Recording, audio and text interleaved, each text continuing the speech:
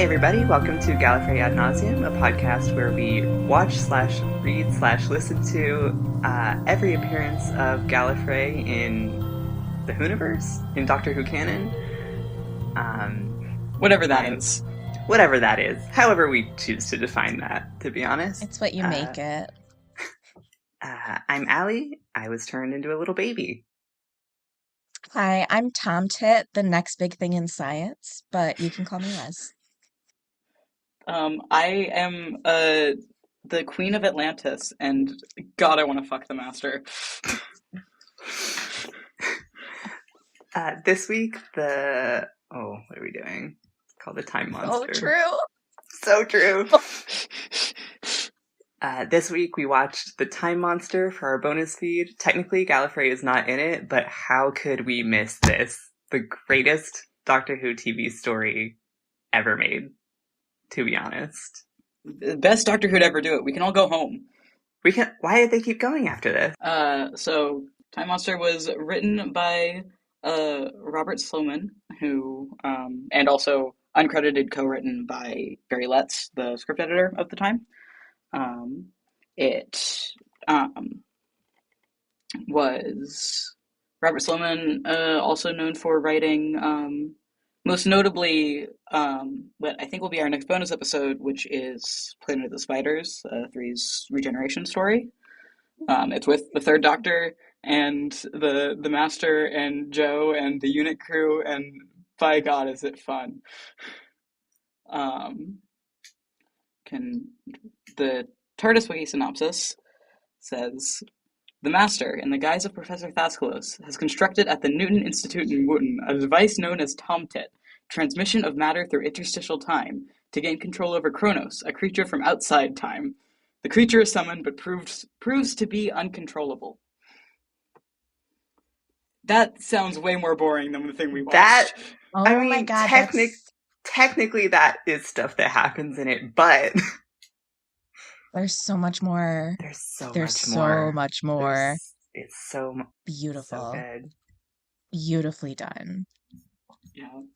I think the listener is already getting a good impression of our general impressions on this episode.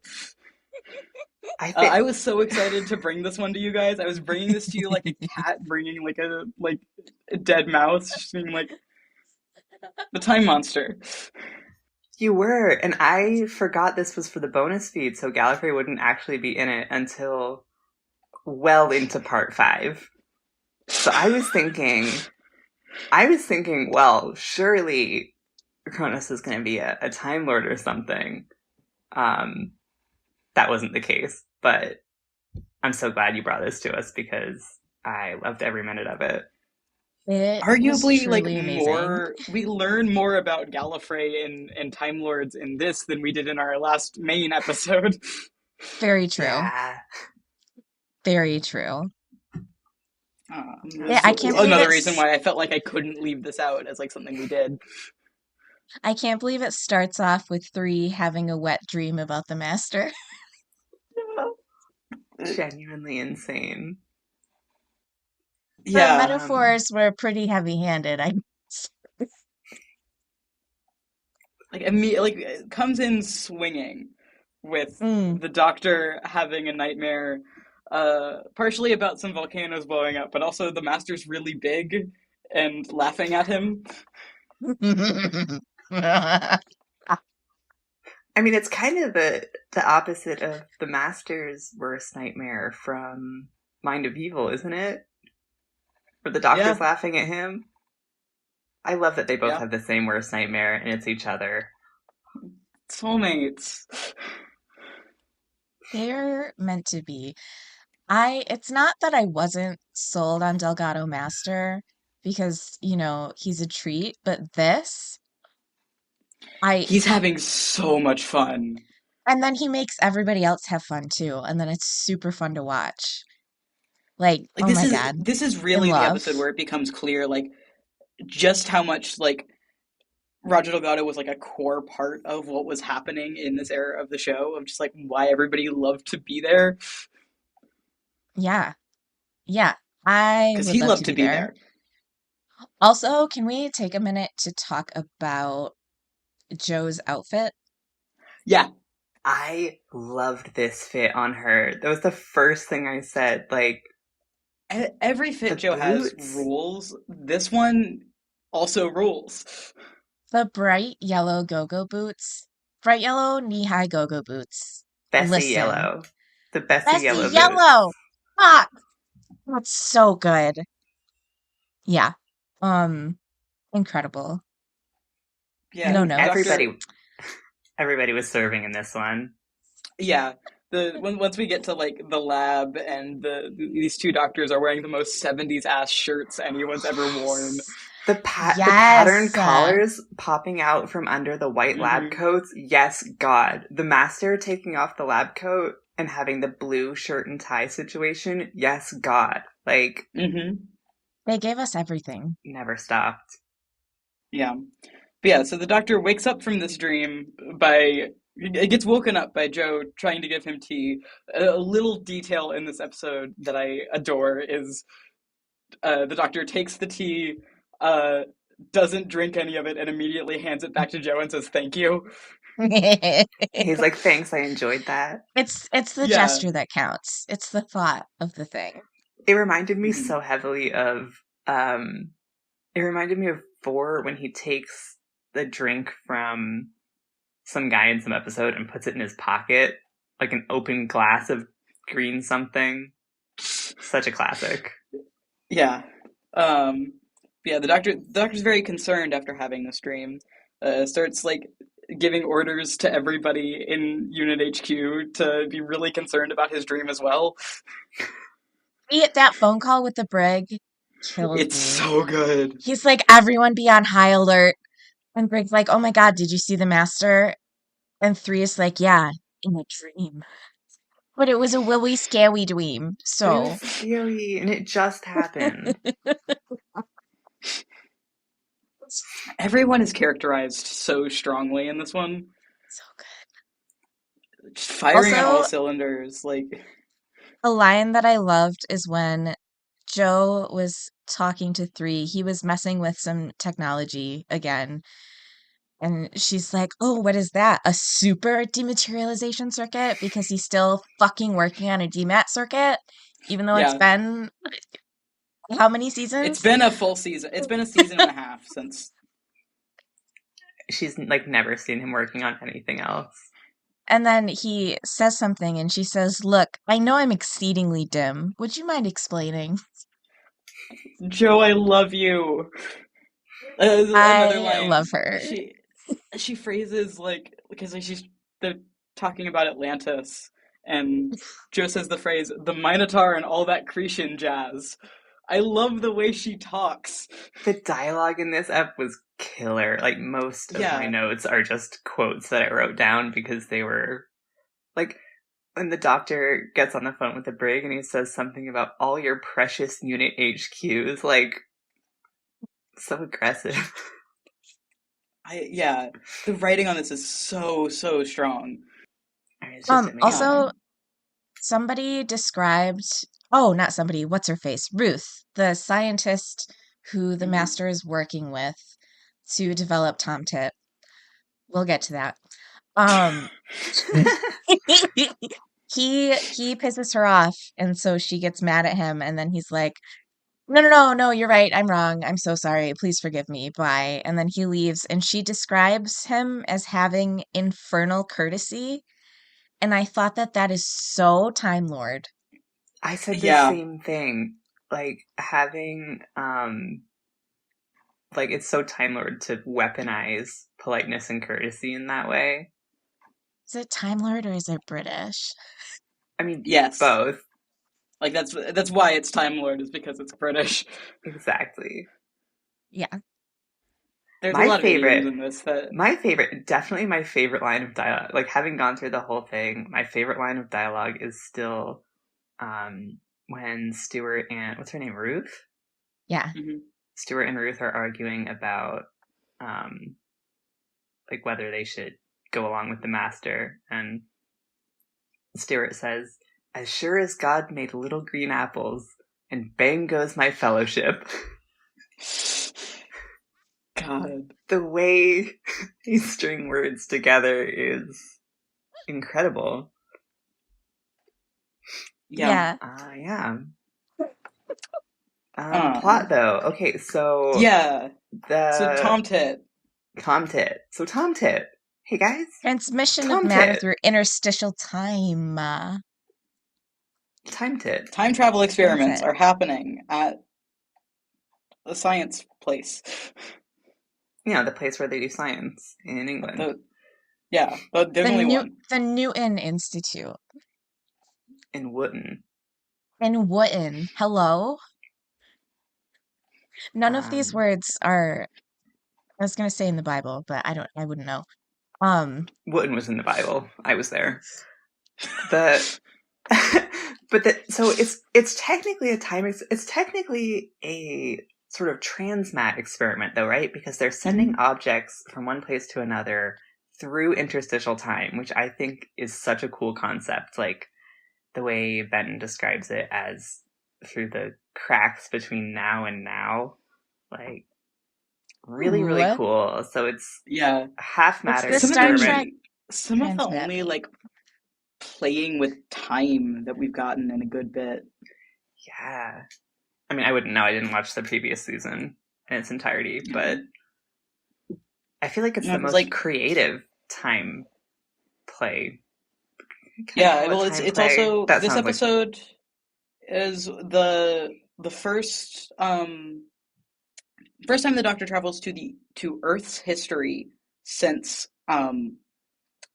Abominable Snowmen with 2. Wow. I did not know that they did that in an episode.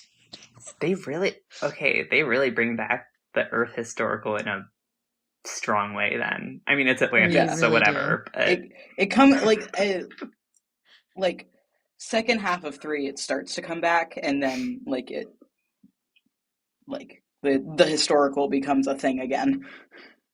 Real talk, quick question. Do y'all think Atlantis is real? No. Leslie. Good talk. Do you? I mean, I love to hope. It's probably not, but I like to have fun and I like to play. I think it's based on real. I think it's based on something real. What does that mean?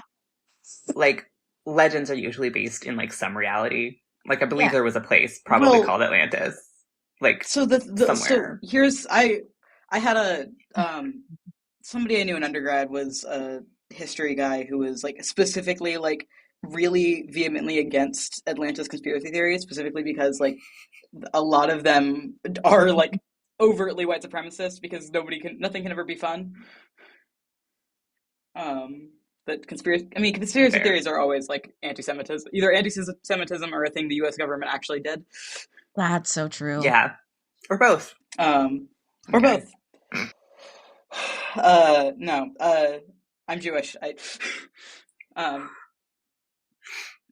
But yeah, Atlantis. That like the original like records, and I made air quotes. We're in an audio medium. The records of Atlantis are like it's a lot of I think Plato doing a lot of like, this is why my perfect world would work, and this is why Athens is bad. So it's the Epcot of ancient times. Yeah, kind of. Okay, I get it now. That makes sense. Anyway, Tom Tit. So Tom Tit. So we're doing some cool, fun time experiments at this facility. The master is in charge, obviously poorly in disguise, and that disguise is immediately found out and discarded, which I thought was very funny. He didn't try that hard. Yeah. He's again Professor Thascalos, which of course like he's doing things that involve communicating with Atlantis, so he needs to do a Greek alias. Yes. So great. He always dresses for the occasion. He knows he's got to be on theme. Yes. I love that the director of the facility or whoever, the old guy who he hypnotizes, who chews him out before he gets hypnotized, specifically points out that he can't find any record of him existing before he just showed up there. And it makes Yep. me think that, like, way later on with Sim Master and Harold Saxon, like, that was specifically on his mind when he was doing all that to fabricate that persona, just because he got I keep got thinking ripped about into those, so bad. like the Master doing those photo shoots. The thing I think of often It's so of great. like just the concept of Sim Master and presumably like Lucy, like just like getting together and like fabricating an extensive history by doing just like a lot of photo shoots of like him in various little outfits. He would enjoy it. He'd have music going and everything. Yeah, but not this time. But we can this talk time, about that when we get to in like 3 years when we get to Sound of Drums. Yeah, this Personally, time was his best attempt to maintain the disguise was just wearing a hazmat suit so no one could see him. And it worked perfectly. I laughed so hard when he walked in that. I was like, oh my God, fucking brilliant. I was going to say, my note on that scene is that the master is getting yelled at in the principal's office just like his academy days. And I'm that sure must that hurt. Yeah. It's him. I'm sure he would have hypnotized Bruce if he could. So where are we at? So Benton and... The thing about this story is that so much happens and yet nothing happens. Yeah, like, I just watched it. Like, full transparency, I finished watching this serial 20 minutes before we started recording. I've been watching it all day. I don't remember anything that happened before, like, part 3. Because I don't think anything happened. Parts 1 through 3 are mostly just, like, shenanigans between, like, 2 locations. Which I'm noticing, like, which was the fun. same thing happened last episode, but it sucked shit. Because they weren't fun shenanigans last time. Exactly. It was just like, But this time wasn't the same, like, character, like, everybody here has such, like, a personality, and they're playing off of each other, and they like being around each other, and they're, like, really well characterized. Like, Benton's always making quips. Yeah, we had the Brig not believing any of the bullshit that was going on right in front of his eyes, and we had Benton, poor Benton, who was supposed to be on vacation, or at least on a weekend, and all of that happened to him. We'll get to that later. And yeah, it was just a lot of fun. We had, so they connect. So the Doctor and Joe connect Tom Tit to there's been like weird volcanic activity. Right, that's which what it was. The Doctor found out because of his dream. There's a bit where when they're like figuring this out, where like the Doctor's like prompting Joe to like put the pieces together herself, and she's doing really well. And there's a bit where like very genuinely he does like, "Well done, Joe, you're learning," which is so cute. Yes, I noted that part. It was so cute. Like they like each other so much in this serial. Like they're like Joe like is so happy to be along for the ride here, and the Doctor is like happy to have somebody to be teaching, which is really cute. It's so sweet. Finally. This is going to take such a Joe. Like, we're going to step away from that so bad when we get to 4. I'm not excited. 4 doesn't actually like his companions, which is tragic. No, 4 is like mean to everybody all the time. Everybody, all of the time. Every minute of every day of his life. At least we get Deadly Assassin, like, who doesn't have a companion. 3 is a bitch, but he's a bitch in just like a cunty old queen way. Exactly. Like he genuinely likes, he really likes Joe, and like later he really likes Sarah. Like I haven't watched season 7 enough to remember how he feels about Liz. I think because they're barely on screen together, even though they spend 7 episode serials together. Yeah, they don't get much going on together. Liz also like, I always get the sense that Liz like resents that guy because he took her job. Yeah, for sure. And now she's his assistant, which is like women. Yup. Can I talk a little bit about my favorite prop from the episode? Oh my god, yeah. I think we might have the same favorite prop. Okay, so I don't have, I don't have the official name for it right now, but Joe calls it a TARDIS sniffer outer. And the joke is that you only see it from the side for like the first couple episodes. And from the side, it looks like a baby grand piano, like a very small baby grand piano. And I was like, that is cute as fuck. That's so cute. I love it. And then one fateful episode, you get a direct shot of it.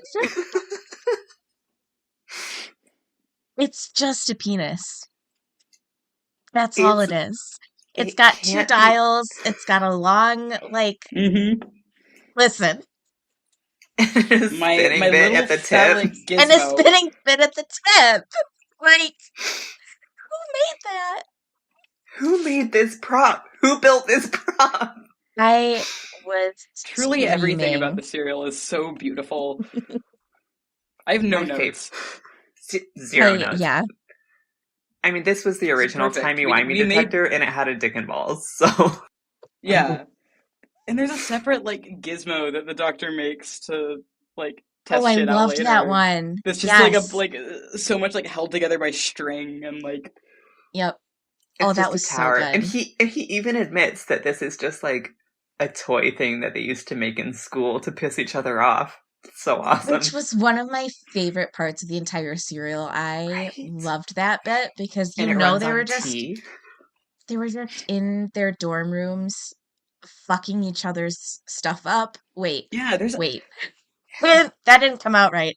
I mean, I'm right about no, they're that, also doing No, you that. were but right. No, go that's on. I was talking about something Correct. else. Yeah.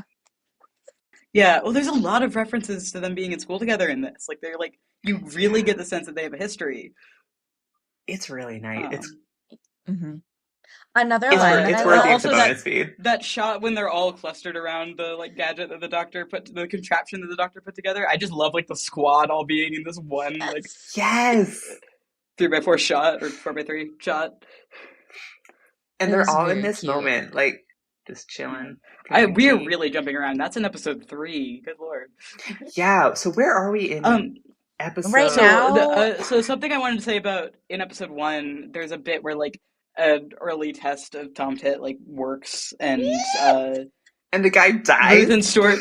Well, Ruth and Stuart like when they get something to work, they start like jumping around and celebrating together, Yes. like dancing. It's like yes, frolic with and then like the master comes in and shuts that down because And he's a bitch. there's frolicky music playing too. They're Yeah, dancing in circles. yes, It's so cute. Ruth and yes. Stuart are really good side characters. Are Really they strong. siblings? No. I think so. I think that was... See, no, because she described him as her assistant. Like, when he says, I'm not my sister's keeper, I think that was just like... Okay. I Yeah. think that was just a Oh, an reference to like, expression? yeah, it's just an expression that he was like making like Oh, okay. feminine, like feminist for her. Like, I don't Right. think Yeah. they're actually siblings because they have Because different there's this last names ongoing, too. there's this running thread about Ruth being women's lib activist, Yeah. and like the master's like really like misogynistic towards her multiple times, and Mhm. like Stuart's like response to this is mostly just being like a tiny bit annoyed, but then like going along with it to keep her happy, which is like weird. Yeah, I didn't love this. I didn't love how they... I mean, Yeah. they like she was simultaneously positioned as being right for this, but also annoying, which was like, okay, like This is a totally this is a move that standard. the '70s does a Like lot. totally Well, standard, you but the know, time still pissed me off. she's the Yeah. type of girl that insults men by calling them girls. She literally did that. She literally makes some Like, marmalade sandwiches like on demand in the God. like, come on. But yeah. I But hope they're not I siblings. do like the banter that she and Stuart have. Like it It's is. cute. I mean, again, everybody in this story likes each other, Yes. and when they don't, they like Yeah, are fun about it. Hmm. exactly. We gotta talk about the window washer. Yeah, they kill a Yeah, guy. No one gives a yeah. fuck. He didn't It's die. weird. He didn't die. Okay, they You almost kill know, him. science. He did fall off of a very high ladder. He observed the experiment from washing the windows and then got startled and fell back. And then the master comes out, initially sees the ladder up to the lab, and there's some like incredible eyebrow action in that shot. Um, Ignores the body completely and just goes about his merry way. Yeah, this And is then a I was, like yeah, the Third Doctor era is weird about class. There's always like random like comic relief working class people just around That who are happened like twice very in this one. disposable. Yeah, I mean, and the sucks. brig took his sweet time getting to this guy's side and He calling didn't the even ambulance. run. That's what shocked me. They were like, yeah, call an ambulance. yeah. They're By the like, way, oh, he's still breathing. he's still breathing. Casual It's a withdrawal. miracle he survived, is something they said, or something like that. And they're like, call an ambulance, I guess. Genuinely, when the Yeah. master didn't do anything, not that he would, I was like, are they just gonna not address that at all? And then I was like surprised later when it came back and they actually followed up on it. Fun bit of filler there. Yeah. Yeah. But yeah, so Uh, what happens Stuart next goes to the though? beach that makes you old. Yeah, this was fun. Was it? For This who? was, for me, the most important person in the world. So true. Of course. I Right don't before that understand how happens, this is meant to have happened, though. Sorry, go on. right before this happens, there's a really beautiful line that Delgado delivered to Ruth. So the master was supposed to go to this like fancy ass dinner with a bunch of people. And then he's like, actually, Ruth, you go instead of me. And she's like, I can't do that. And then he's like, I'm sure you are equally capable of devouring a tough pheasant on my behalf. I wrote that down too. It's like, It was I'm so gonna be weird. honest. I was so the good. whole like second half of part one. I was not paying attention to because I was getting really worried because people who were at Galley were coming down with COVID, and So true. That's so true. um, It's so I been was like trying wild. to make sure I was texting everybody I hung out with, just like seeing whatever he was up to. That doesn't matter. It just means that I don't have notes from like the full like second half of part one because I didn't retain anything that happened in it. The other thing about how I watched this is I watched the first three episodes on Wednesday with my University Doctor Who Club. Pro tip: if you don't want to spend like extra time watching Doctor Who than you have to, and you're going to be in a situation where you're watching Doctor Who, just suggest the episodes that you need to watch for like your homework. Um, Genius. I did yeah, but that. then the Doctor Who Club got tired of they wanted to still we spent like the first hour of club doing like admin stuff. So they wanted to have some time left in club to watch a new Who episode. So we stopped after part three, and then I watched the Real. other three parts yesterday. So I have for different reasons the not knowing what happened in the first three parts, and then having a much stronger memory of the last three parts. But yeah, okay, so end of episode 1, basically they are doing the demonstration of Tom Tit for whoever, for the grant people. Yeah.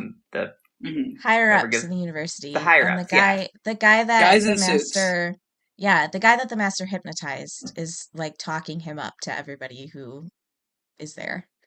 So they're demonstrating Tom Tit for the higher ups in the university, and uh, things start going wrong very quickly. The master is there in his hazmat suit so that he doesn't get seen. But now the brig and Benton are also there. And the machine goes wrong, and Stuart gets oldified. Also, at this point, um, this is the point in the episode where you find out what the TARDIS sniffer outer actually looks like, because Yes. 3 and Joe have gone mobile in Bessie. And I fucking loved that scene because the music when they're in Bessie sounded just like when you're on a carousel. And I was having the time of my fucking life. Aw, Doctor Who carousel with a Bessie horse. That'd be cute. My God. Oh my God. I gotta think about that later. Also, there's this recurring thing where the Doctor has made everything in Venusian units instead of anything sensible. And so he's having to like translate for Joe what all of this means. Why did he do that? Because he's a bitch. Okay. Just to be annoying, for sure. The three's got like such like an attachment to Venus, and I don't know why.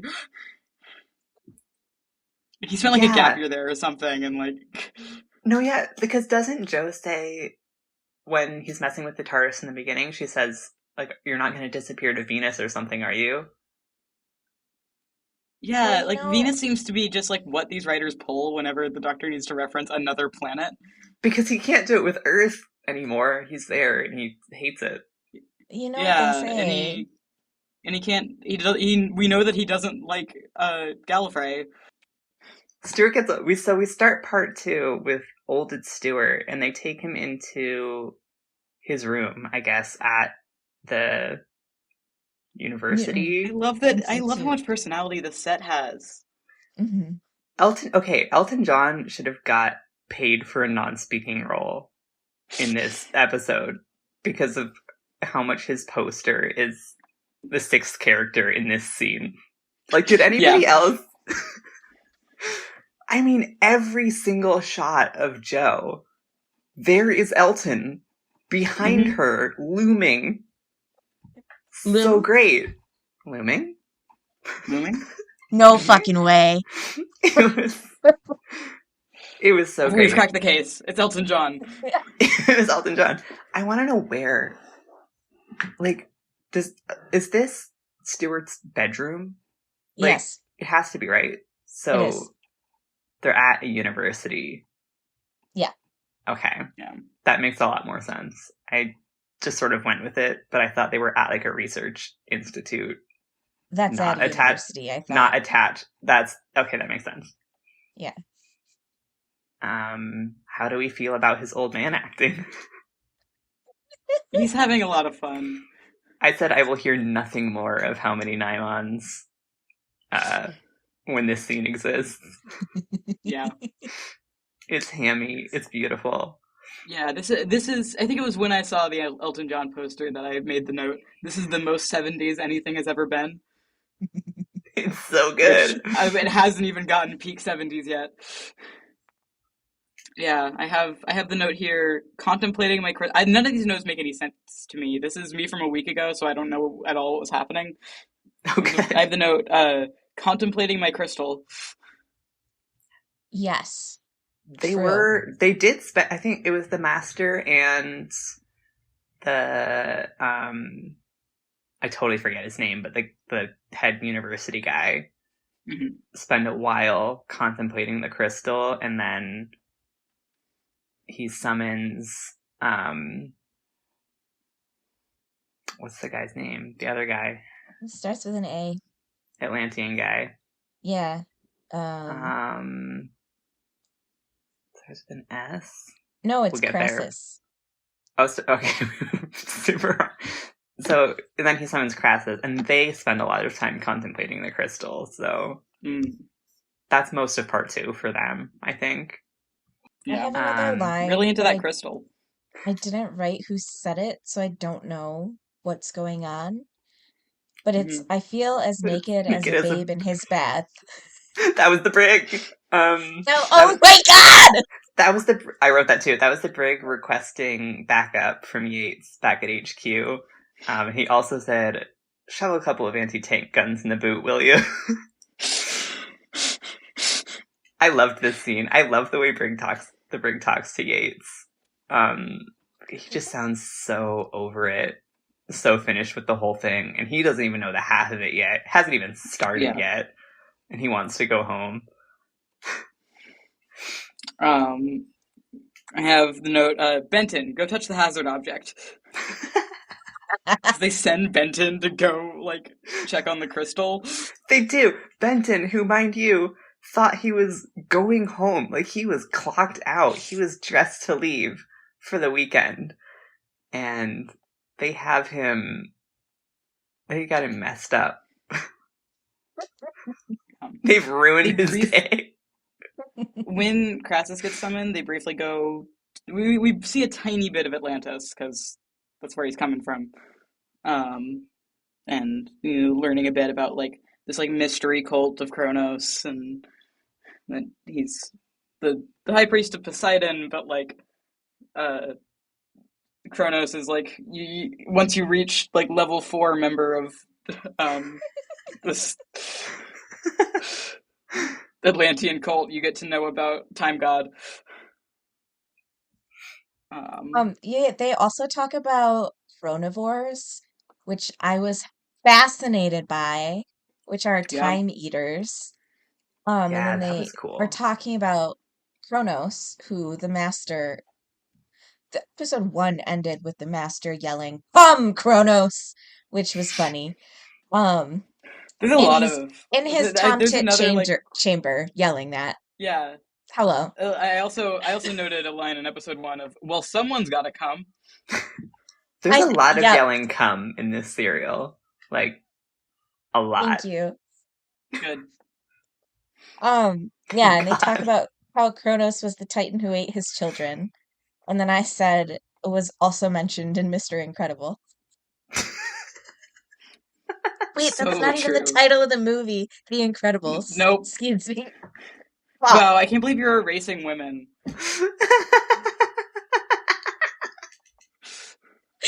I mean, it's the 70s. I can do that right now. Okay. Apparently. I'm correct. And the master smokes a cigar This while was so he's like sexy to doing me. math. Sorry. He was like the guy's name is Percival, by the way. The director's name is Percival. He's Oh, in thank you. Percival's office. Percival is like making phone calls on his behalf, and the master's sitting there with a cigar in one hand and like math equations in the other. I genuinely, direct quote from my notes, the master has never been hotter than when he's sitting in that chair smoking and doing math and hypnotizing and bullying an old man. Yeah.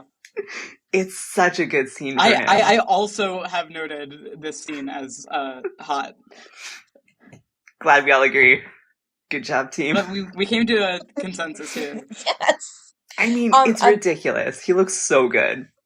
He looks so cool. He's just so mean. He's so mean to this old guy. He's really mean to like everybody in this.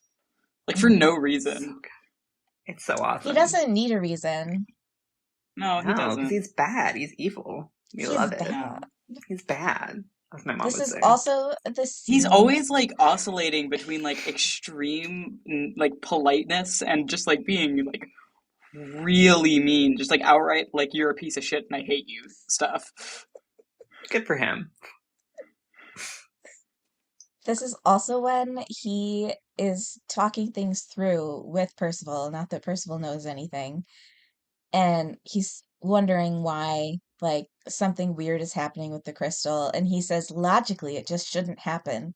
And then it cuts immediately to 3 talking to Joe, saying the exact same thing at the same time, which I thought was a really beautiful little, like, It's really good.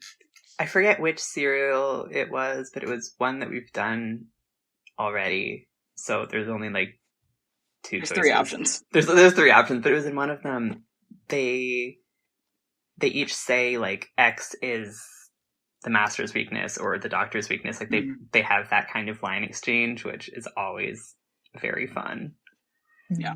There's also, I don't remember the exact context of this quote, also from part 2. I think they're talking about the effects of the crystal, and the doctor, I think, says it will swallow life as quickly as a boa constrictor can swallow a rabbit.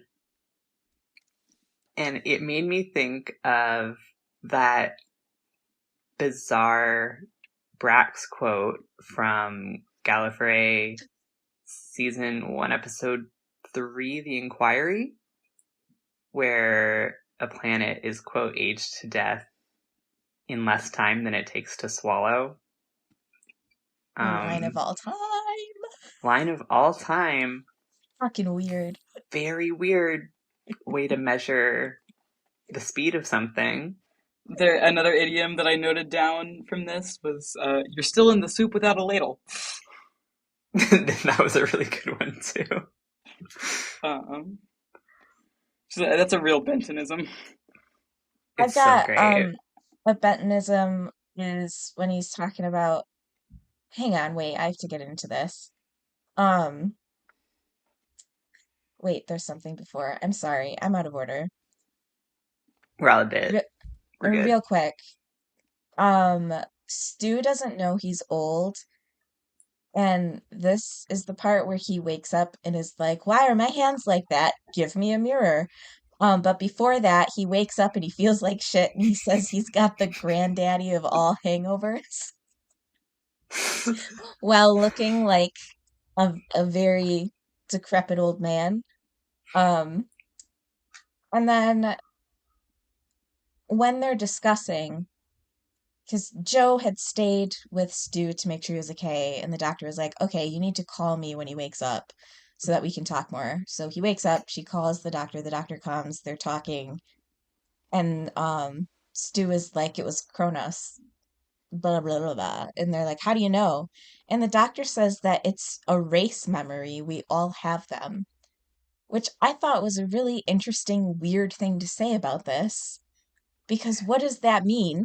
Like, what does that imply about... Yeah, so this is a thing Doctor Who does a few times, is like, especially Classic Who, like, just they take, like, race memories as a thing for granted that are real and everybody, like, deals with. Like, there's a whole, like, there's a whole serial where Turlough's having, like, race memory trauma flashbacks.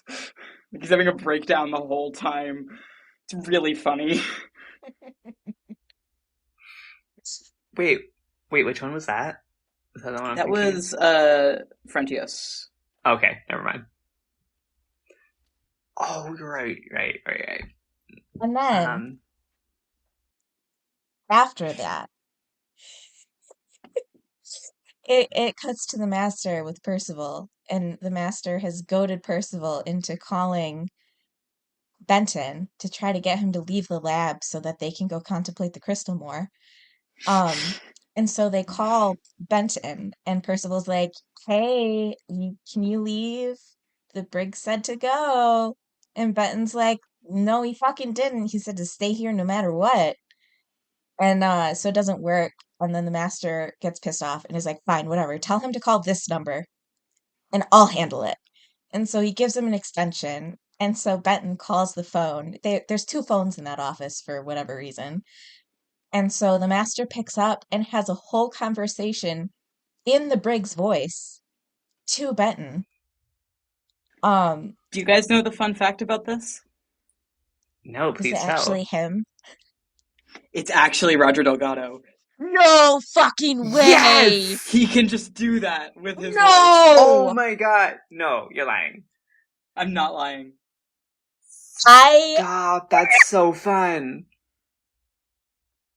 That's amazing, because I was like, damn, that's not him talking. They synced that up so good. I was so sure. I was like, wow, they did a fantastic... Roger Delgado's voice.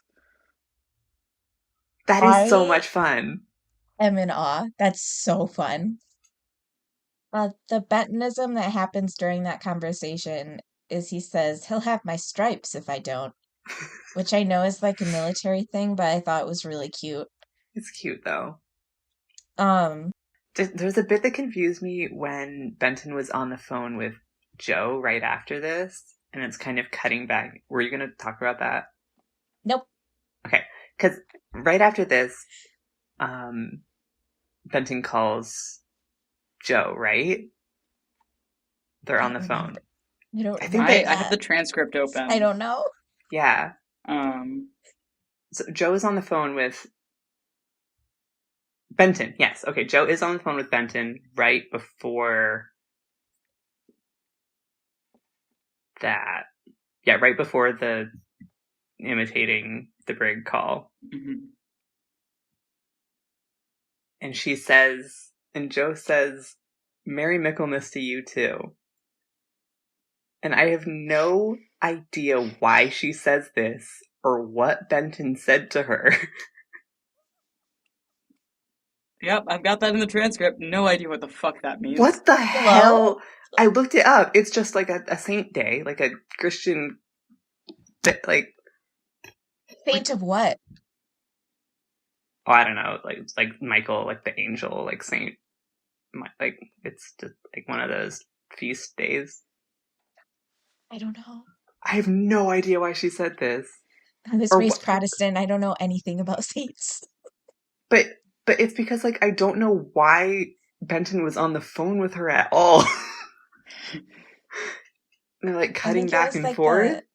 like the kicking the feet and giggling, like they're both on their stomachs. Like, Like they're hi, what are both you chilling. doing? It was so weird. It was just so bizarre. Anyway, that's a mystery I think we're never going to solve. Yeah. Anyway, the master goes up to the lab and Benton's waiting for him. He knows that was the master and not the brigadier. I whooped My out loud. I man. was so excited. And the Yeah. reason that he knew it wasn't the brig is because the master had called him my dear fellow. And he's like, the brig would never say that. He would not fucking say that. He would never be that nice. No. And he's like, oh, come on. Imitating someone on the phone, that's the oldest trick in the book. And then the master pulls out an older trick in the book and fucking is like, whoa, doctor, hi. And Benton turns around and then the master fucking decks him into the floor. And he Knocks him goes, out in my one final note hit. for this episode is the power of incredible violence. My and then the master favorite says, moment. actually, this is the oldest trick in the book. But And Benton's not even conscious to hear that. my favorite thing about this scene in this moment is that the master is so mad at that insult. Like this bit doesn't work if the master isn't shouting it at Benton's unconscious body. No, that's the oldest trick in the book. So great. Huh? And then my last note for this part is, Benton, get out of there. Jesus fucking Christ. They irradiated my boy with an old man from Atlantis. Yeah. Yeah. And that's part 2. That was part 2. I mean, technically a lot happened. Yeah. It's very much classic Who, like going from one location to other location and then back to location one and then doing some math problems and then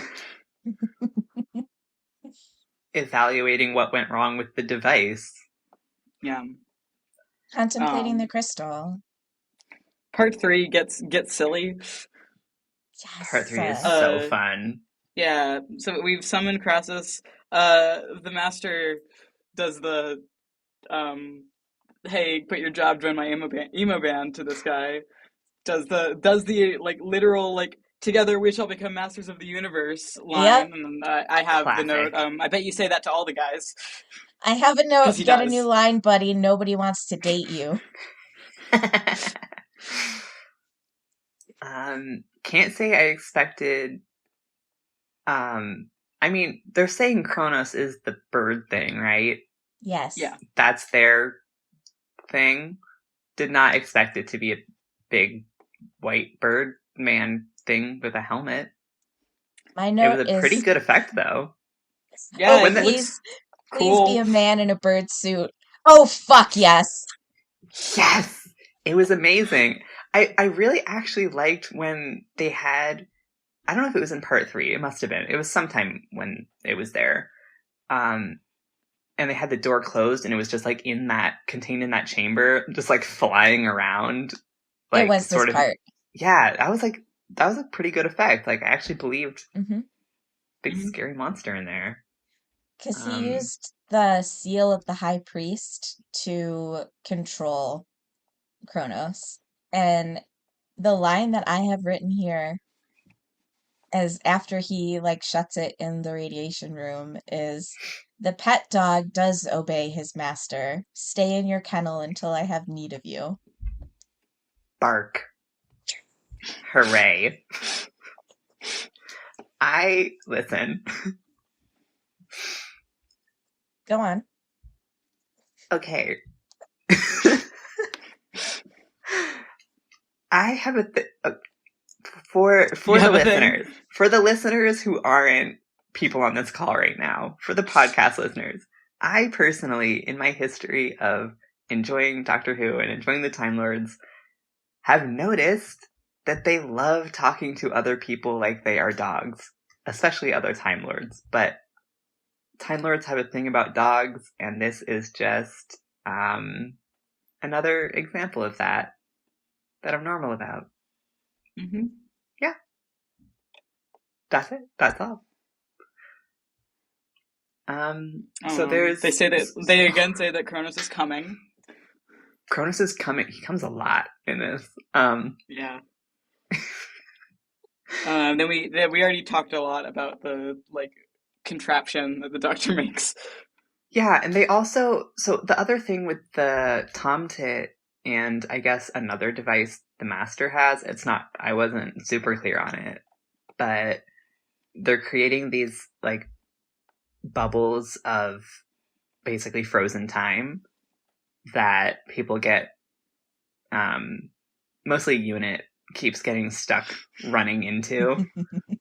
And there's some real slow-mo and some fake slow-mo, and they combine the two in the most delicious ways. Just gorgeous. It tells you a lot about the everything that happens in this episode. There's this whole bit about a bunch of medieval knights showing up, and I fully forgot that happened. It's so War Games. It's my favorite. But they ambush. Yeah. So they ambush the Unit convoy that's coming to bring backup. So it's Yates, and a bunch of Unit guys bringing not only backup and anti-tank guns apparently, and the TARDIS to the research facility, and they get ambushed along the way by knights. Single knight with a lance riding a horse. Over the phone, they're gaslighting Yates. They keep saying "What are you talking about?" They're gaslighting Yates, and the brig is having none of it. Even when he can hear cannon fire in the background, which is my favorite. But basically this is to get everybody out of the research facility and going to get the TARDIS, because the Doctor is saying it's not safe to go do basically anything without the protection of the TARDIS right now because of this time distortion stuff and the Master. It's just bad weather out there. So that's why they do all that. Meanwhile, the Master and what's his name? Crassus are still contemplating the crystal, I believe. They spent so long contemplating the crystal. I mean, that's mainly what they do until part 5. Yeah. Actually, part 4, they're out and about. They're not contemplating. Right. They're not contemplating the crystal at this point. They're contemplating the Master's Apple Watch, with which he is deploying the knights, and also a bomber from World War II.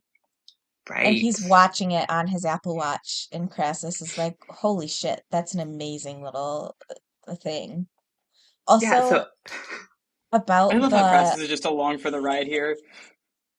About the the spheres of time slowing, the Doctor calls it a hiatus in time, which he describes as being without becoming, an ontological absurdity, which I love. God, there's so many banger lines in this. Oh, so good. The dialogue.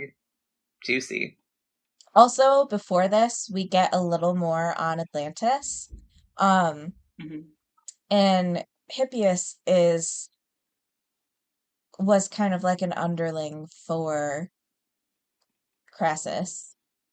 Um, and this other older guy, the king, Lord Dalios, I have in my note, it's Lord Dalios is old as fuck, is Mm-hmm. telling Hippias about Kronos and like tells him this secret who's guarding like the real actual final part of the crystal of Kronos. And apparently there's a guardian that they refer to as the Guardian. And so I was like, oh my God, the White Guardian? It's not. It's not. It's nothing of the sort. Um, and also that the Guardian is a person no longer, which was very interesting. You find out later what it is. I won't spoil it for now. And then I was making Gallifrey parallels to like the race of the cloisters and how, and like the untempered schism about how, like, if you are exposed to all of this shit, you also become a person no longer, which I thought was very interesting. So Yeah, true. Oh, I like that.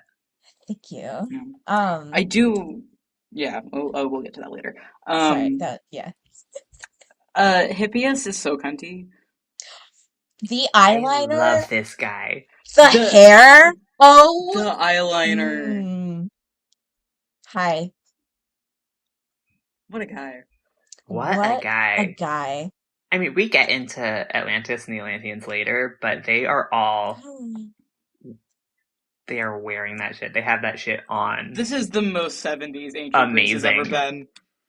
And I love it. I am here for it. This is also before the night and the lancing and everything. This is when 3 builds the contraption. He just built it. He just stacked and balanced stuff and then spun it, and it ruined the master's life. And they all watched it. Hmm. Yeah, they're all the squad is all gathered around it. It's really good. The other thing, so after all this happens, so this is when they realize that Yates is not going to arrive with the TARDIS because they are being attacked with swords and cannons and all of that. So the Doctor decides they have to go to the unit convoy where they are and get the TARDIS. And while they're on their way, that's when the Master brings this bomb from the 40s to fall on unit, and They it blow does. Yates up. They Fuck. they blow up Mike Yates. I was so genuinely scared and upset that he was gonna die for good, because I have no idea when he leaves. Like, I don't actually know that much about this era. Oh, we're not gonna watch the episode where he becomes an eco-fascist Oh my god! I knew all and I gets like knew. discharged in disgrace from unit Oh my god, What? because no! he betrays them. What? Oh my boy. He's spying on them Yates. for the eco-fascists who are summoning dinosaurs. Fuck, that's Hello. funny. That is Oh my so funny. God. See, I was scared they were just going to blow him up because I knew this was like a season finale. So I was like, well, if they're going to get rid of him, this is how they're going to do it. They're just going to nuke him. Yeah. What year did this come out? This was 72. Okay, when did people start calling it World War II? I That's a good ask question. because 3 says, hey, that's a specific type of bomber plane from the Hitler War, He which does I say thought was that. very interesting. So I'm just wondering, like, We should bring that why? back. Remind him what it was really about. But yeah, I noted that too. That was interesting. I also love that Yeah. Yates, when he's talking to Brig after he sees the first night go by, he says it's some goon in fancy dress. Classic. And then my next note is Captain Yates, do you want to go out with me? And then Oh he my gets god, exploded. when he throws that grenade. Yeah. Oh man, it sucks Yeah. that he becomes an eco. Did you say eco-fascist? Yeah, he gets better though. He's backed by. He's not That's working for better, though. He made a full very recovery. much like he got radicalized and then like regrets it pretty like immediately. And Thank he goodness. doesn't work for. This is how they get him out of the way at Unit. And so he's not working at Unit for the next bit of that season, but they're also not at Unit for the next bit of that season. And then he comes back for the finale. He comes back for Planet of the Spiders. So we'll see him because we're going to watch that one. Oh, okay. So he comes back. We're going to see him out of uniform, and he looks like, oh my god, that's a 70s man. That's a 70s gay man right there. Oh, yes. See, the other reason I thought he might genuinely die is because while he's getting blown up, the brig has him on the radio, and he starts calling him Mike. Like when he can't get him on the radio, and I was like, oh no. It's so like genuinely. I have that noted too. It actually like I knew he survived, and I was me. like genuinely like sad about like, oh my god, Yates blew up. Like Yates actually blew up, and then the next part, so part he's 4, like fine, completely fine. I mean, he's not totally fine. Like he's leaning up against the thing, and they're like bandaging his head, and Brig is saying like, "You're done for the day. Like, go home." And still calling him Mike. I have feelings about it. Part 4. Part 4. Mike Yates, bleeding forehead. My beloved. Please do not keep that. Please keep that in. These people are going to know too much about me too fast. Hey, if they know about my hypnosis thing, fair. I've said what? Actually probably already. When the master started doing that, I was like, Ramon's gonna love this episode. Good. Well, the thing is that the master does this in like every episode. Yeah. And it doesn't make it any less special to me, but yeah. More treats. It's so good. At this point, so I was watching on BritBox, and at this point, the closed captions somehow got so fucked. The captions are weird on this one. I genuinely I need to find like a support form to send in. Like, hey, can you fix this one, please? I tried to find a way to report it, and they don't have that function. I was so surprised. I'm gonna go to BritBox HQ. Like, hey, part 4 of the Time Monster. Fix it. Fix it right now. It's not even that the captions were wrong. They were just 2 scenes ahead. Yeah. And so it just, oh my god, I lost the plot. It was so confusing. I had to turn them off. They start the scenes with the opening titles. Yes. So that makes them like a full 2 minutes ahead. Yep.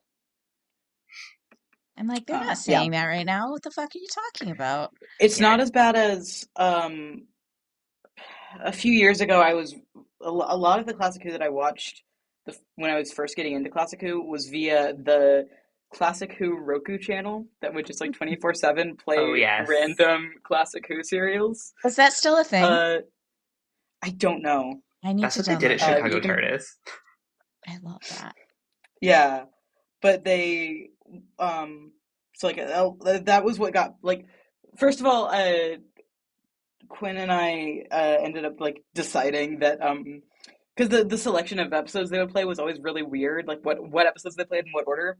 And we decided that they'd just like keep a guy in a room, like he's trapped there, and his only job is to pick what Classic Who serial to play next, and he's trying to send us messages. But the other thing is that the Androids of Tara has the captions for Curse of Fenric. I need to do that on purpose right now. I have a screenshot of like it's Romana like standing all cuntily in the TARDIS, and the caption says, "I'm Ace and this is the Professor." Yes. Not quite. Yeah, that was actually on purpose. Full tape. Accidentally canon asexual Romana. So true. Oh my god. The caption said it. I'm not going to argue. Yeah. Anyway, And this is the professor, I guess. there's a bit here in part 4 where Crassus, this actor forgets the word TARDIS. He stumbles over it in the line, and it's really funny. Oh, I missed that. I know, I didn't notice that either. I think I was still arguing with the subtitles. I was concentrating too hard trying to figure out what was being said. There was an official James Bond reference, which I enjoyed. Yes! I did note that too, which is funny because that's Yep. James Bond himself right there. Reference to Benton specifically, which was extra funny that it wasn't in reference to the Doctor. Yeah. Right before that, because this is like with the scientists. Benton walks in when Sturt and Ruth are bickering and goes, "Is this a private fight or can anyone join in?" This was so fun. Loved that. It's hilarious. Like, Benton finally starts getting involved in the episode here, like, properly. Like, I mean, he was there, but, like, for a bit. Talking to people, for a minute. I mean, the next thing that happens to him is involved. It's so involved. It's so great. Did you guys notice that when they were trying to heave the TARDIS out of the mud, the guy was yelling 1, 2, 6 heave? Yeah. Why? What is that? They haven't invented counting yet. I don't know why, but Sailing Story, when we would haul on the lines, the call was 2-6. Interesting. So you'd be hauling 2-6 like that. So it's a thing. So it 1, is a thing. 2, 6. I don't know why. That makes sense though, that it's like a sailing hauling thing, because they were like pulling on ropes and shit. Yeah. Thank you. That makes a lot more sense. I never understood why it was 2-6 though, and it genuinely took a sea shanty for me to get the rhythm. So, but yeah, that is a thing for some reason. I noticed that too. Yeah. I didn't, so I'm glad we're covering our bases. We're finally going places. We're finally the Master and on Crassus go into the Master's TARDIS, which is it's a pewter. It's a big old computer.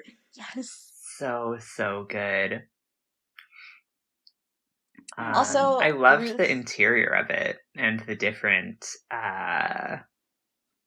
console thing. What's it called? The rotor? That's the console. Yeah. I mean the that bit. The thing the that rotor, they have a the guy time in rotor, there, yes. like lifting it. Yeah, the time rotor. Thank you. Yeah. Do they? That would be so funny. Or at least they did in like the early seasons. I want that to be my job in there. Get ripped. Yeah. Oh, for listeners at home, we are on camera raising our hands up and down. Even today, like sci-fi spaceship automatic doors, there's always like a guy opening them, and it's so funny. That genuinely makes me so happy. Like that outtake from Star Trek 2009, which I just watched with my mom, which is why I'm thinking about it, where the person closing the door hits Chris Pine in the face and like drags him across the scene. I haven't seen this, but that's beautiful. I will link it later. That happened. It's a great outtake. It's great because it hits him in the face and then it moves him. No, yeah, but they're like still doing that. There was something in one of the recent like Doctor Who Unleashed things about like, oh yeah, there are high tech sets. We just have a guy doing that still. I love that some things never change. It's the easy way. I don't think they should change. I think it's easier and it's way more fun. Yeah. It can be a lot funnier. So yeah, we're in the Master's TARDIS. They're going to Atlantis to get the rest of the crystal. So they have more crystal to contemplate.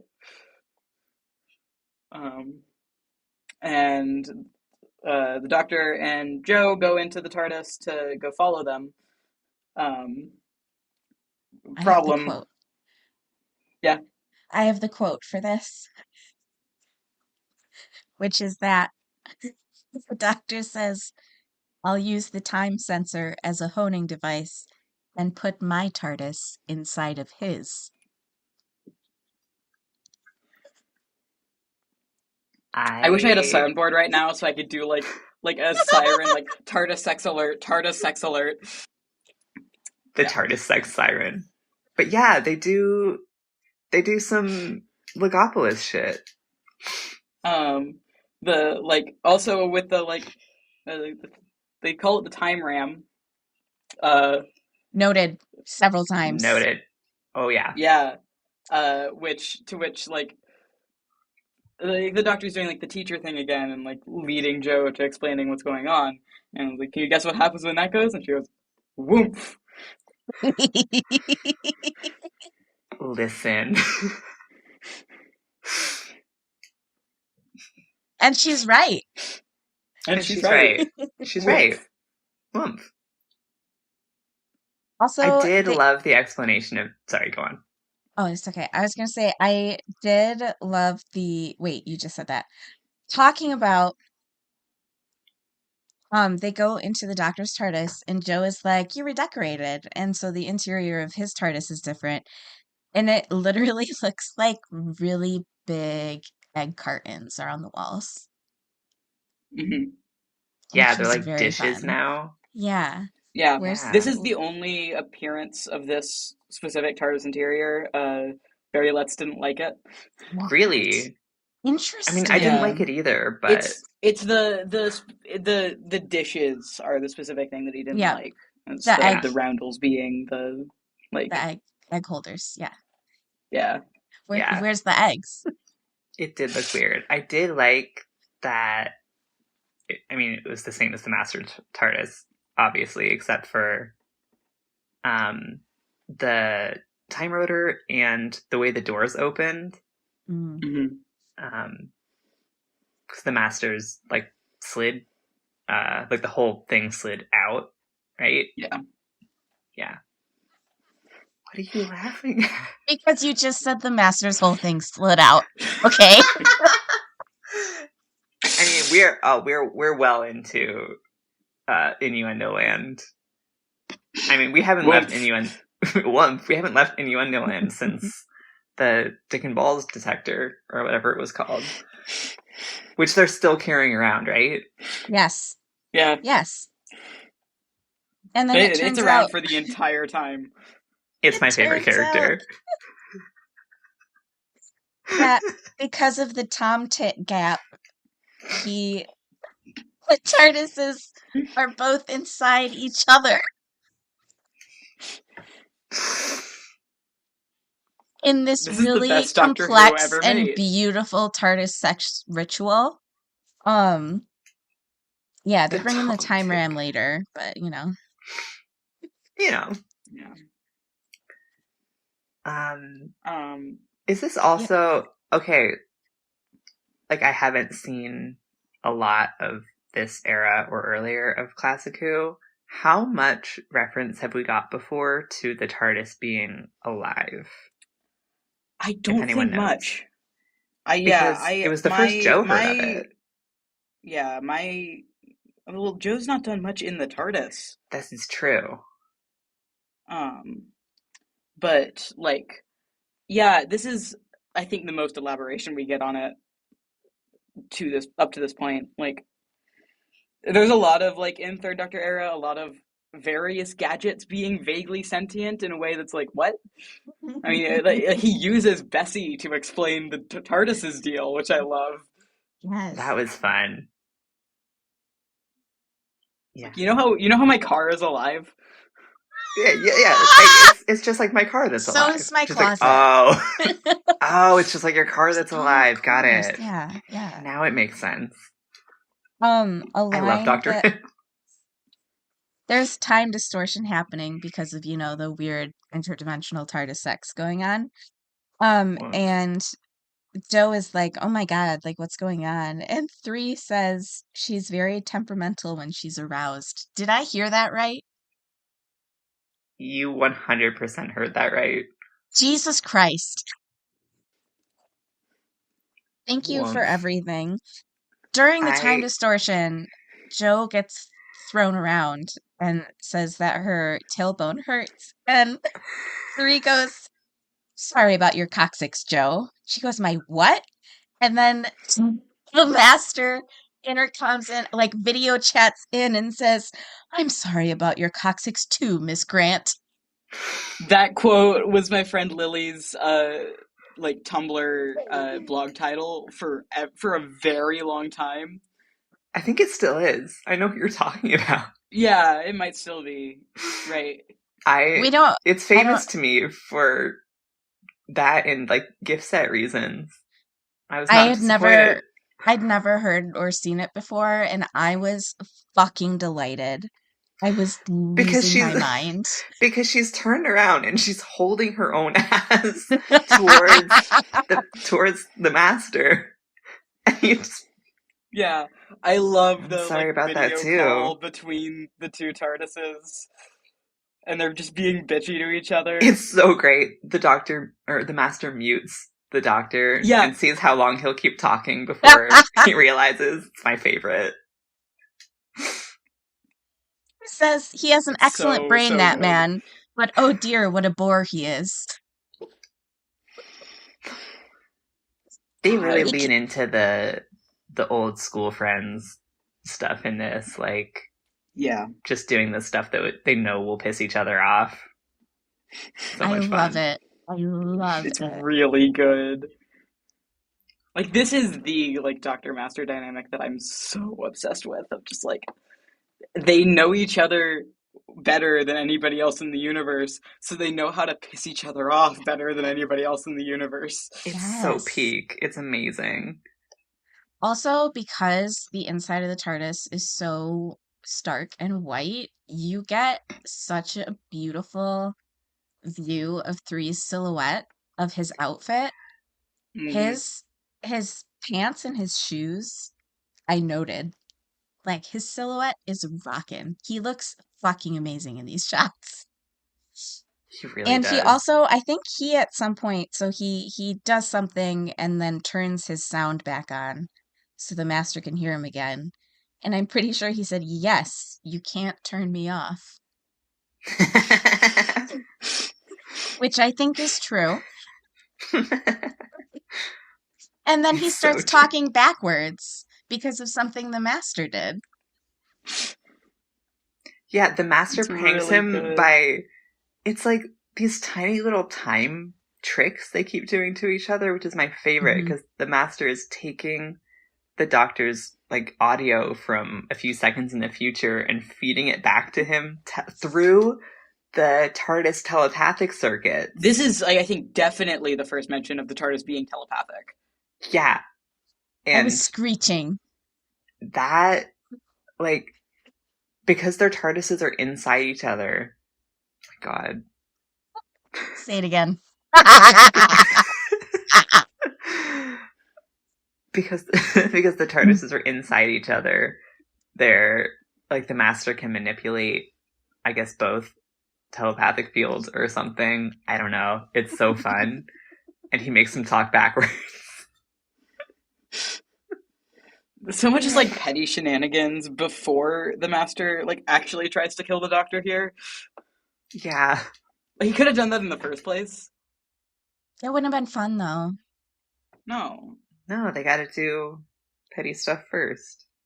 I saw a video today of a kid who was supposed to be cleaning her room, and they were like, what are you supposed to be doing?" And she's like, "I'm supposed to be cleaning, but I'm too fun to do boring stuff." And I feel like that's very the master. Oh yeah, Yeah. that's very like death is for other people. Yeah, For yeah. sure. And he's right. Yeah. Um. They're just But yeah, playing. Until they're the not. the Master sends the Doctor out into the time vortex. Yeah, because the doctor is like, "Okay, I have to go into his TARDIS." And Joe's like, "Don't leave our TARDIS. You'll fucking die." And he's like, "Joe, do as you're told. It's your job." He literally says that to her. Um, and then This she was opens really the door. So It that's like was. the reference to the like banter from a few minutes ago of like Yeah, he doesn't want her there in the first place, and she's like, "Well, I'm your assistant. It's my job to be here," which that's yeah. really cute. Yeah. And she's really scared for him. Like, this feels Rightly like a so. goodbye. Yeah. Like, I feel like if you get this scene in New Who, it's a goodbye for one of them, for sure. Yeah. Which, obviously, feel stuff. But they were fine, so, spoilers. Well, eventually. Well, he steps into the Master's TARDIS and then gets sicked by the bird, which is so fun. I'm obsessed with that costume and the way that they put that man up on a string and swing him around. Yeah. Do we know who this was in the...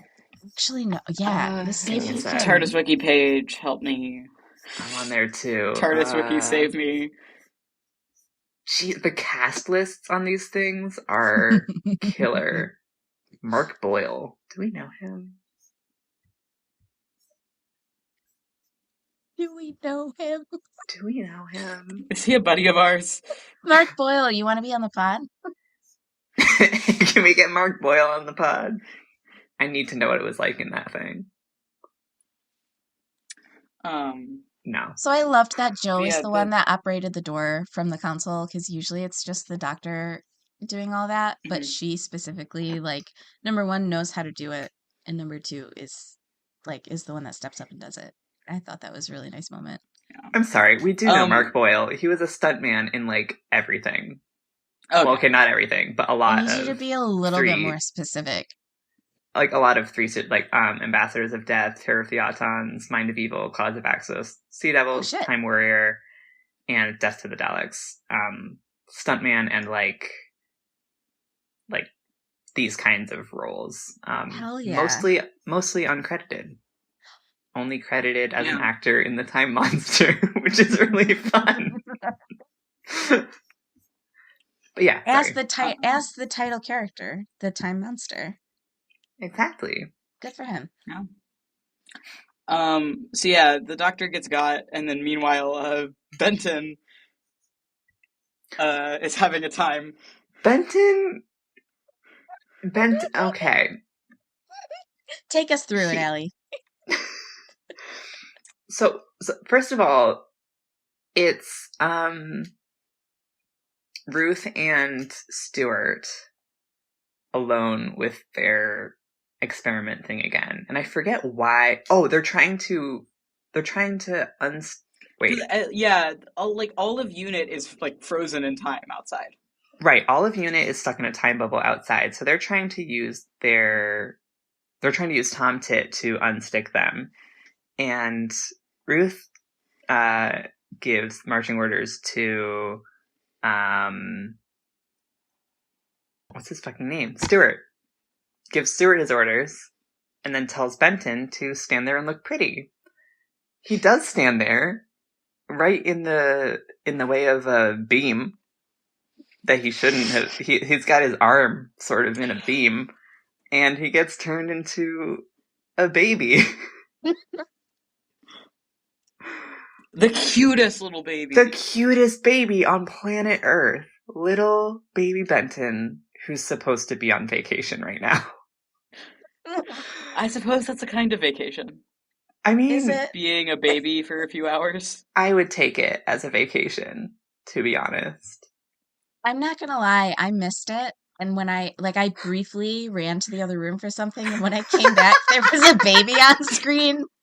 And I literally you had the Benton experience. I have a baby, and then it goes back to the TARDISes. So I was like, who the fuck is that? You were like, okay, cool. Yep. That's so funny. Because we don't really revisit this for a long time. This is the last we see of Tom Tit and this whole setting until the end of the serial. Yeah, because I think she's Ruth has reversed something in Tom Tit to try and reverse the time bubble, so it does the reverse of what it did to Stuart, who's better now, by the way. I think we missed somewhere. We missed that. He gets better. Slowly de-aging over the course of the serial, which is really fun. He was fine. But now we have Pussy. baby Benton, and we immediately cut away for the next 2 episodes, which is great. Yeah. Opening of the next episode, Joe's having a fucking breakdown. Yes, Real quick. At the end, okay, when the doctor gets engulfed by the bird, Joe passes out. Mm-hmm. And then she's fine. And then she's fine. And then I think the master describes the doctor as being being alive forever in an eternity of nothingness, which is very scherzo. So I appreciated that. Yeah. And then Yeah. Joe is like, do whatever you want to me. I don't give a shit. I just care if the doctor's okay. Like, just do whatever you're gonna do. Just get it over with. Yeah, like I literally don't want to fucking suicidal. hear it. Just like, And And he's he like, okay. goes, if you're gonna, your word is my command. Goodbye, Miss Grant. And then he yeets her into the vortex. yeah. Before that, he says like, "You were an embarrassment to me, Miss Grant." Like usually he's kind of nice to her. What the hell? Just a minute ago, he was sorry about her coccyx, and now she's an embarrassment. Just a minute ago. Okay, like, the thing about this scene is, like, the conversation that the doctor and the master are having is very emotional and, like, serious and good. Like, they've got good, typical Doctor Master dialogue going on. And then he just chucks them. So, I mean, it's a great scene. And then we go into part 5. Which is... My opening note for part 5 is, okay, girl, quit coming on the TARDIS floor and help him. Which I think is a great mirror to the beginning of the entire serial. Yeah. It's... the whispers, this rules. This was so good. So good. His subconscious thoughts. She was hearing his subconscious thoughts. The Zagreus of it all, first of all. And I want to go back and, like, see what I can pick out from the whispers. Like, I'm sure it's not much, but some of them were, like, whimpering and sad and scared, which... Also, the TARDIS wiki for Time Monster says that one of those voices is a woman. Which is... like... peace and love on planet Earth. Oh my god. His subconscious womanhood. So true. Yeah, so the doctor's subconscious thoughts guide Joe to, like, use the TARDIS to pick up the doctor. Which the control panels are numbered, which I thought was very sexy. He's like, go to control panel number 3, and she's like, 1, 2, 3, this is the one. And then my notes say him guiding her, whispering to pull TARDIS levers. That's sex. And it is. Yeah. Correct. I love this. I love it here. Also, when he shows up, he's like all curled up in a ball on the floor. It's floor time. Baby Pertwee. So good.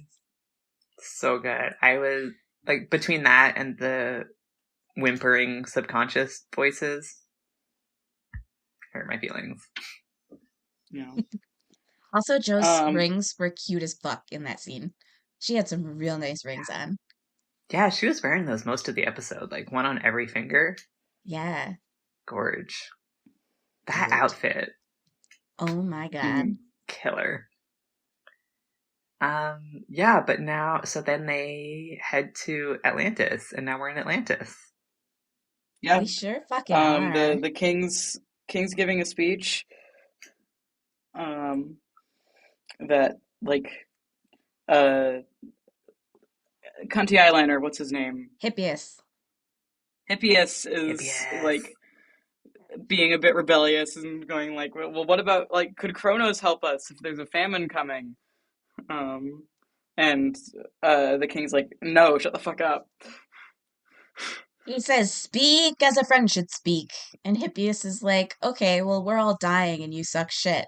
What if we bring in this other guy? Also, there's a And then the cat. king's like, not like that much of a friend. Good lord. Yeah. Yeah, he Yeah, does. He immediately he's rescinds like it. speak freely, but not that freely. It's really good. And there's a This cat. king, like he's a badass. I love this king. He He's rules. funny. He's so He's see. We funny. get what we get in part 5 and 6 is a whole new cast of characters, and they're Yeah, Yeah, all awesome. like it all takes place in Atlantis, and like we're doing like could be its own serial. Yeah, and truly. Yes. we had clips of them before, like little bits of them here Mhm. and there, but now we actually get to like be in Atlantis with them, and I really like what they did with it.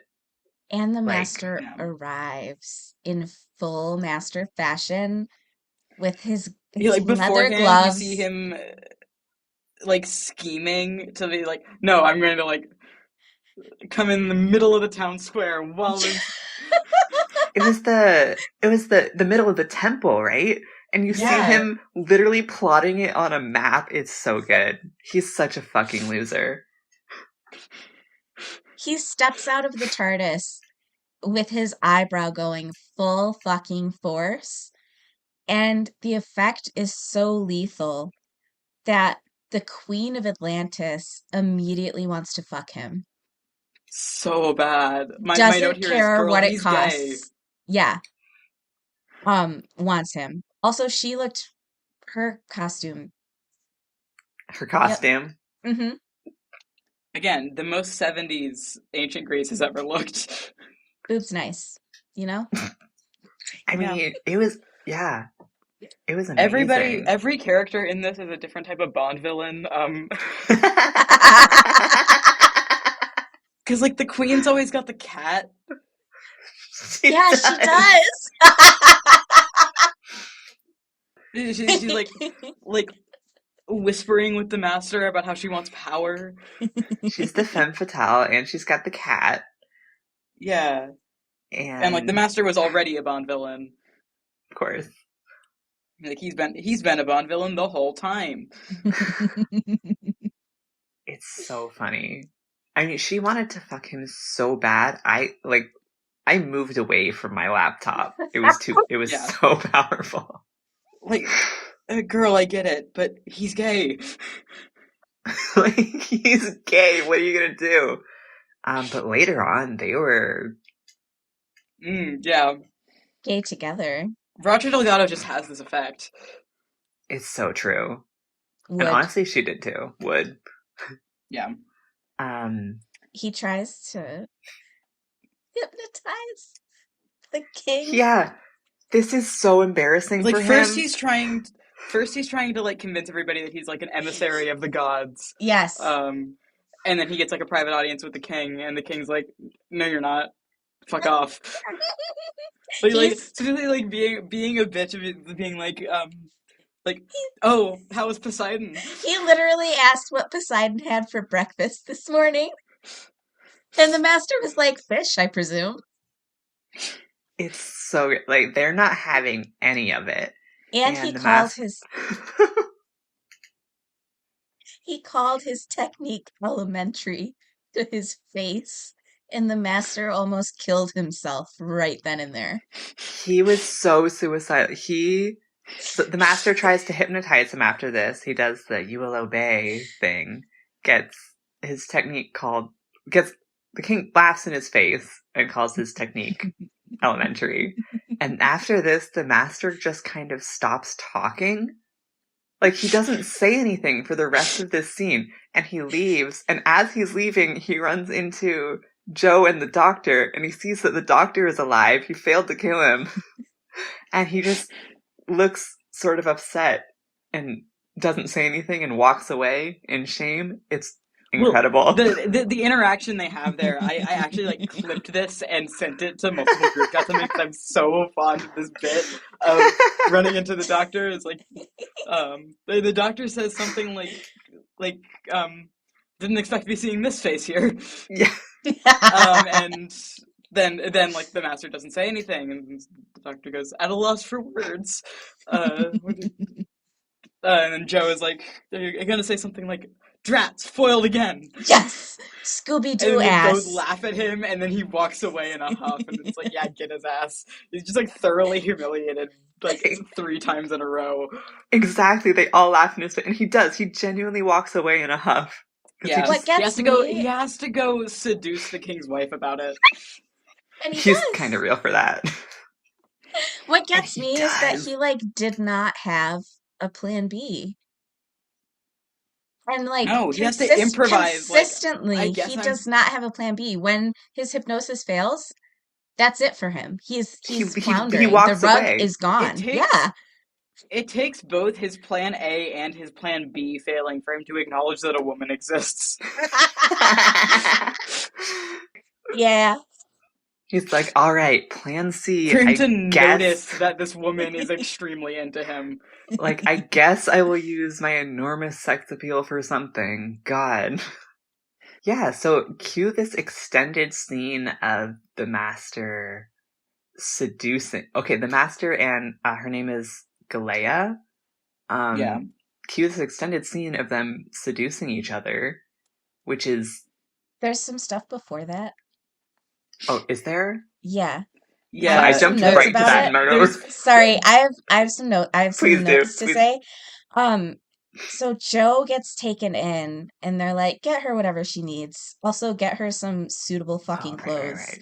Also, she there gets was a costume change. Yes, there was a mix-up when Yes. she got introduced, so everyone's calling her Yes, JoJo yes. Grant, Lady JoJo, which is hilarious.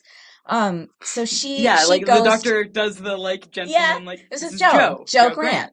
Yeah, and they and just they're like, it's not even like JoJo, it's like JoJo Grant, one word. it's so good. So So classic. she leaves to go change clothes. And the queen and her lady in waiting are discussing the king and like Hippias. You're talking about boys. They're talking We're about talking about boys. boys. And the queen describes Hippias as a sweetmeat for somebody with child's taste, which is an insane thing to say. She's not wrong. However, Literally, like, she wants to fuck the master so bad that she's like trying to prompt her lady in waiting into saying that she also wants to fuck the master. yes, that's exactly what's happening. And the lady in waiting is like, I like Hippias. And she's like, he's the sweetmeat. I need a real meal. Oh. Like that master. Like Um, an alpha male, like Because the master. the implication is like that we see in like just a second is that Galea and Hippias were like they were together they were in the past. So lovers. now Yes. she's like, oh, that guy is for like when I was like a child. Like that was immature and ridiculous of me because this is a real man. Yeah, Which, I only fuck old men now. How tall is he? How tall is Delgado? Short. I know. Which is very I funny love it. because yeah, Ancient Scrolls, Roger Delgado height. Right. 5'7". 5'7". That's one Sylvester McCoy tall. I mean, taller than me, so whatever. I can't say anything. Also I'm taller than me. 5 feet, so like Taller than all of us. We can't judge. no, but on screen he looks teeny weeny, and I love it. Because this is the thing about like there's only 2 doctors who have been shorter than the master that they're like playing against, and it's like McCoy and Ainley, and Jodie Whittaker is shorter than Sacha Dhawan by like 1 inch. Well, yeah, like a millimeter. Yeah. But like the I master love that you being had that short fact ready is to like go. a thing. This is like I was like 16 and got really in when Sacha Dhawan was introduced. I got really into like looking into these things. Thank you for I your mean, that's service. so real. Like, Thank you I was for keeping real. like meticulous track of like how tall each doctor was. I don't have all of their heights memorized, but a good few of them I had I love that. in my head. Michelle Gomez. I'm one Michelle Gomez tall. I'm 5'4". Ooh, She's me 5'4"? too. Yeah, but she's always wearing heels, so like, You're 5'4"? yeah. I'm 5'4". You're five. I did. I'm Damn. 5'4". Okay. It's like the average height. hmm Oh, I don't know. I don't know these things. I'm five. I'm almost 5'1". So anyway, The master, a real man. yeah. Also, at one point, at some point during this, it cuts away to them talking about um. Oh, it's the king and three talking about the crystal and like where it is and what Yeah. about it, and And the they king's talk. like, finally somebody with some fucking brain cells around here. Yeah. Well, and he says the doctor's like, why don't you just destroy it? And he's like, it can't be destroyed. It can only be broken off into other pieces. And I thought that that's kind of just like a TARDIS, which is like it's being outside time, but its appearance is here. Wait, I didn't think that. I hmm think they said that. They said They that. said that. Sorry. No, I you got came up with it. my No, you notes were a You genius. came confused. up with it and My projected it back in time. my notes, the way they were written, confused me about that. Anyway, yeah, being outside time, but its appearance is here, cannot be destroyed, only broken into smaller parts. Um, that's my only note on that. The next line says they'd have the craziest sex, and I don't think that's about the king and three. I think this is when. I mean, I mean, but more so, I was talking about the insane shot of the queen and the master's hands together, the close up of him putting hmm his black leather gloved hand on top of her like delicate, bejeweled queen princess hand. It was crazy. Yeah. like Besides the this. fact that she wants to fuck him so bad, her motives here are really interesting to me. Of just like she Yeah. like is repeatedly asking for like assurances from the master that like her husband will be fine. Yeah, Like this is like pure like this is about like she knows how much younger than him she is, how much younger than the king she is, and like wants to know what's going to happen to her and her kingdom after like he's dead. yeah. Like I gotta be real. I was so distracted that I don't know what they were talking about. Like, what was her motive here? What were you I mean, she distracted mostly by? just wants to fuck him. She really like that's what starts the conversation, and like the in that the master gets is purely like it is not about like sex at all. It is not about like actually being attracted to her. It is like, No, okay, here's my political strategy.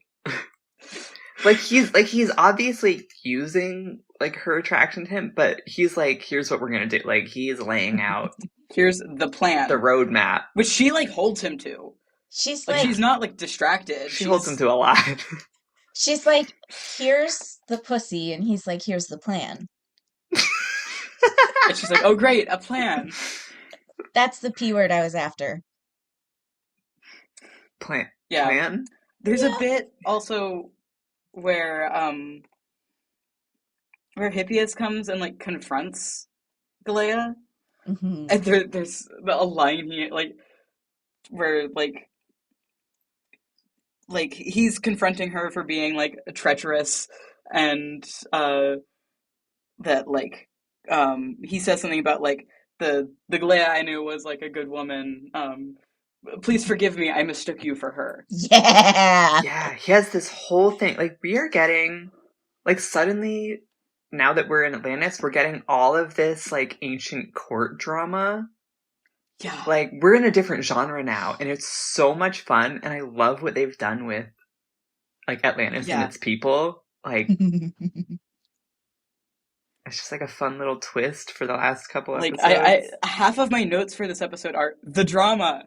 The drama, truly. Meanwhile, you get a lot of fun, like, historical episode bits that we haven't gotten since, like, I guess since,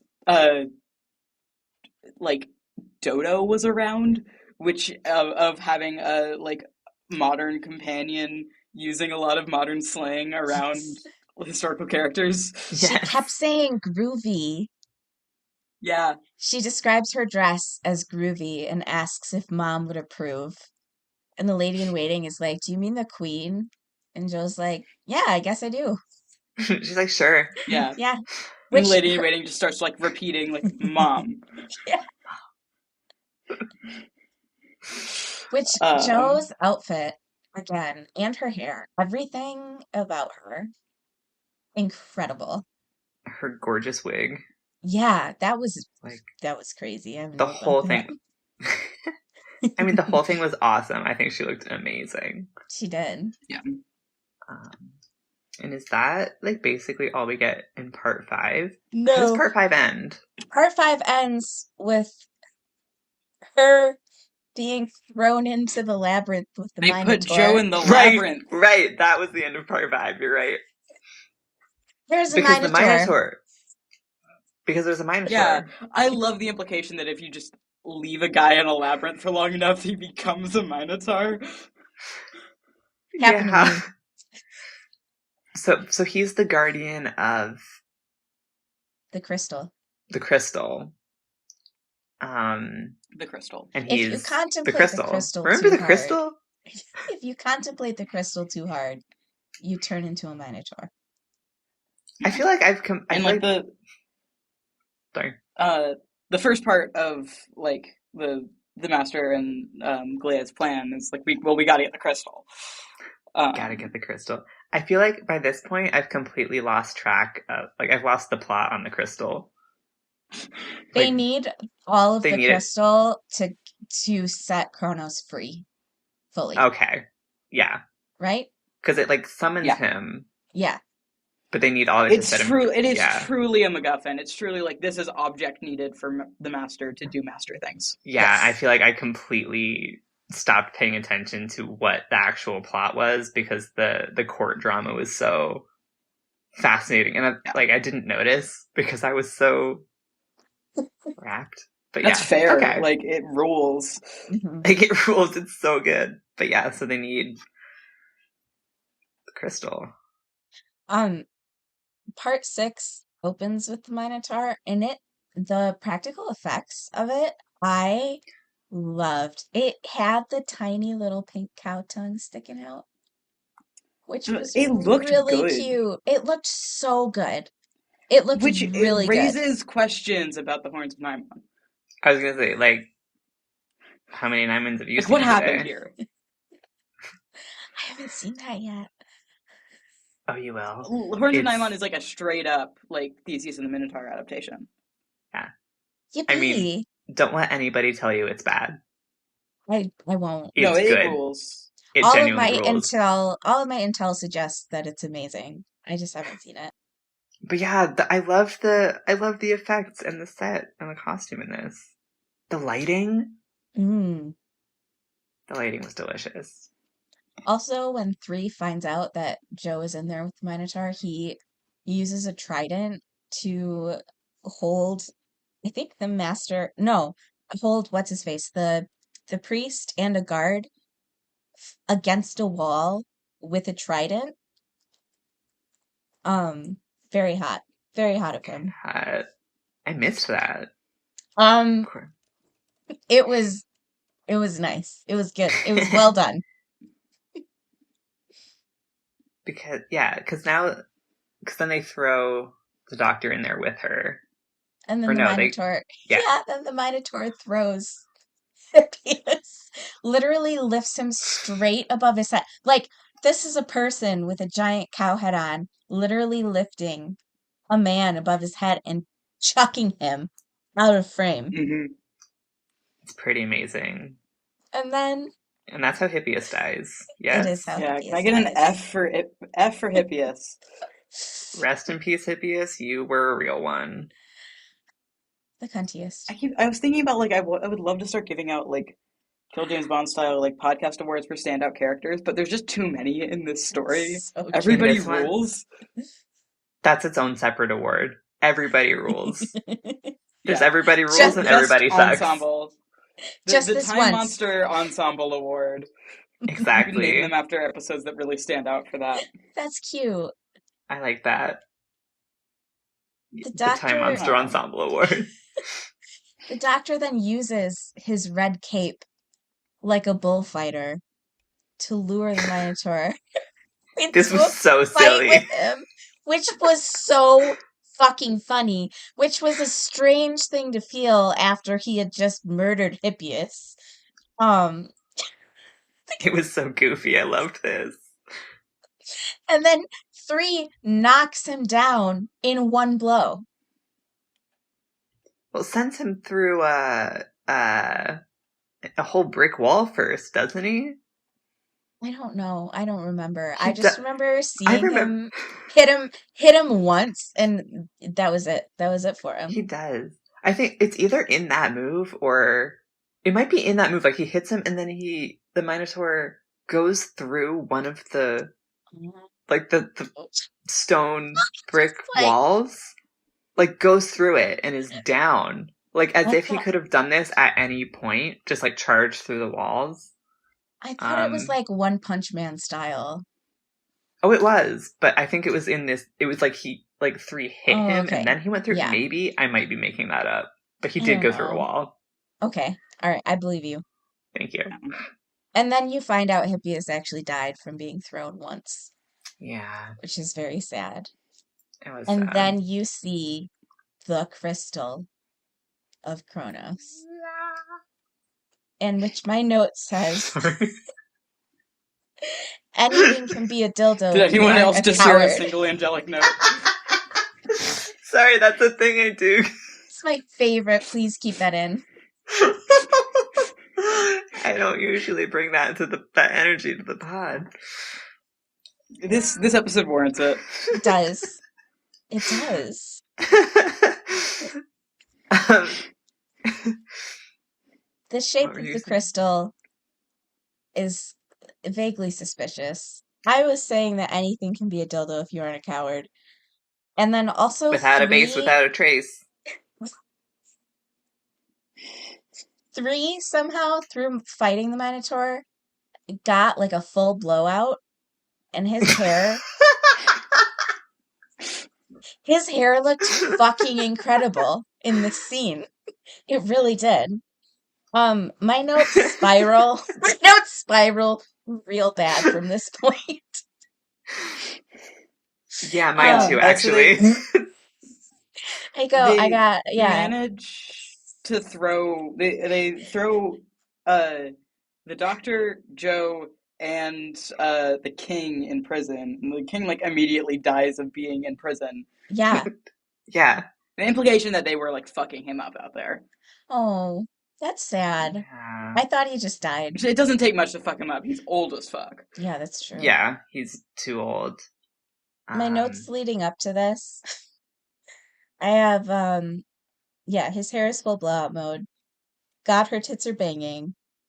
And then the master at one point said, "You must learn to obey, my love." Oh, he's talking to the queen. He's like, "You must learn to obey, my love." And she's like, "So do you, bitch." Yes. Get him. And once again, his hypno doesn't work on them, and he doesn't have a backup plan. And then 3 chained up and sitting like that. I'm sorry for these notes. I'm ovulating. Well, no, yeah, though. But okay, but before the king dies, we have 3 Yes. and Joe chained up together, and Joe can't escape. Her escapology course didn't cover Atlantean handcuffs or whatever. And we get the Daisiest Daisy speech, which is famous to me. Yeah, heard it. it's really good. I had never heard it either, really and good. I loved it. Yeah, so this is why, like, this is the, like, Gallifrey justification for this being my poll for sure. Real. A bonus episode. Valid, real. It's like, it's a big here's lore something drop. about the Doctor's childhood, which we've never gotten before. I'm just like, here's a formative experience from the Doctor's childhood.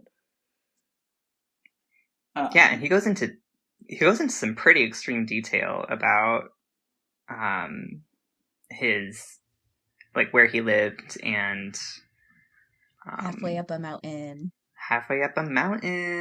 And Mount Lung, baby. Mount Lung, Ew. and there was snow on it. They get snow on Mount Lung, which I like. He tells this story about. Sorry, go on. I was going to say I love Three's lisp while he's telling the story because they do a lot of close-up shots of them together and then like close-up shots of him just speaking. And I love his little lisp, and I feel like you can see it pretty well in this scene. Yeah. I also think that maybe this is the point in his life. I think that maybe the monk gave him color vision for the first time. Ooh. Sure. Sure, I'll go with that. And he lost it again. Sorry, he's describing colors afterwards. So I was like, huh. I know that's not the point. Is informed by like a lot of this specific era of Doctor Who is informed by like Barry Letts was Buddhist, and this like a lot of that's in here. Yeah. That tracks. Also, the daisiest daisy reminded me of when 13 regenerated, and she talked about the blossomiest blossom. That is a direct reference to this. Yeah. I like that. Yeah. Yeah. I mean, for the sake of our Gallifrey podcast, there's a lot of Gallifrey sort of lore here that comes back later on in some pretty major ways. Yeah, this is a thing that a lot of fans who are interested in like the lore when they don't get much in this, like especially historically, really latch on to this monologue of like, okay, here are concrete details we know about Gallifrey and about the Doctor's childhood. Yeah. Is he telling the truth? Maybe. Okay. Could be. Another problem I throw a natural history at and run away. Yeah, pretty much. Like there are things that definitely come back later again in major ways, like Mount Lung, Lungbarrow, the Hermit. This entire speech. So the dark day that 3 describes here is kind of realized in Divided Loyalties. So you kind of see what he was actually so upset about. And I don't actually remember off the top of my head right now what it was, but I don't remember it being especially satisfying. I mean, the whole plot of Divided Loyalties is real weird. It's bizarre. And it was, okay, like, in its defense, it was like a dream flashback and probably not meant to reflect reality directly. Yeah. We'll get into in defense of Gary Russell. Divided Loyalties stuff when we get to Divided Loyalties. For sure. The one thing I will... There's a lot there. The one thing I will pick up Gary Russell on is 3 specifically says he did not cry. And in Divided Loyalties, he cries. So... Well, that I do 3 could have been lying. But yeah, so that's a really important... He's James Bond. He's too manly to cry. He's too manly. I've been listening to too much Kill James Bond. So right after this speech, which is sort of designed to... So the reason 3 is telling all this to Jo is because she is feeling like everything's kind of over. She's pretty... upset about the impending end of the universe and whatever, and he tells her this story to kind of give her some hope and cheer her up, and immediately after she feels a little better and the king comes and dies in her lap. So this is I don't know. Rough day for Jo. It's not a great day for Jo. At least she felt better for like a second. Actively suicidal multiple times already. Yeah, she's already done some, like, kamikaze... Oh, no, she hasn't done that yet, has she? No. No, that's at the end. Just kidding. Well, she's about to. She does try to kill herself after this. dropping hints the whole serial that she wants to do this. Yeah, so they get out, though, somehow. I think they just get brought out to They like get brought witness They out. get this brought because out. They do, yeah, because they're like chained. Because the master's being a bitch or something. Uh-huh. Well, he's taken over now, because now the king is dead, and the master's Well, taken over. She doesn't, well, the queen doesn't know the king is dead, so that's not common knowledge. She's just I don't think announcing him. the master even meant to kill the king. No. Like he No. got thrown in there and it's just like this was too much for him. He's very old. Yeah. Pretty much, yeah. Like he wasn't so mad Like, I don't about think the it. master knows he's dead either. You know, he did because Okay. He confirms it. the doctor is the one that's like, "Hey, your husband's dead." And then the queen is like, "Hey, the master, what the fuck? You said he'd be fine." And then the master's like, "Yeah, he died this morning. He was old as balls." And then she tries to like attack him and is really pissed off. And is also doing an accent. I can never figure out what accent she is doing. Yeah. I love Doctor Who. Yeah, miscellaneous historical in the past fiction, like fictional place accent. Mm-hmm. Well, and they bring out the crystal, like the big crystal from the vault, and they're gonna like release Kronos, and it's gonna get crazy. And there's this, so they, release the bird man, and everything's going well. He's attacking people. People are freaking out, and the master is trying to grab the crystal and go, but he can't get it. So it's just like shots of him in his black leather gloves, yanking at this giant crystal column, which could mean nothing. Which could mean nothing in the context of this serial. In the Atlantean temple, straight up jerking it, and by it I mean my crystal. My giant crystal. Yeah, that sort of all hell breaks loose in the scene. I think this scene, with like the effects that they use and everything, I think this is what the end of Colony in Space was trying to do. Yes. With the like city collapsing and whatever. But they do it much better here. No, this is when I noted like the budget on this is like insane. Yeah, holy shit. For Doctor Who standards, really like there's so many like complex like set pieces being used and like sorry, I just saw something in my notes. The master has Crassus helping him to do all this, and there's a scene where he's doing some real like he's doing some like Igor shit, and he's like tells him to start the whatever, and Crassus goes over to this switchboard and he genuinely looks like he's about to start DJing because he starts like playing with little switches. Fun prop. Yeah. But yeah, rip to all of Atlantis. Yeah. Yeah, killed it. Gone. The master took Joe, by the way. Just for fun, I guess. Just for fun. And immediately handcuffed her to the console, which could mean nothing. Yeah. Well, we get later that like he's using her as a human shield to stop the doctor from... Which didn't work out super well for him, actually. Yeah, because as we previously mentioned, Joe is actively suicidal. Joe has this great line when she's talking to the master. And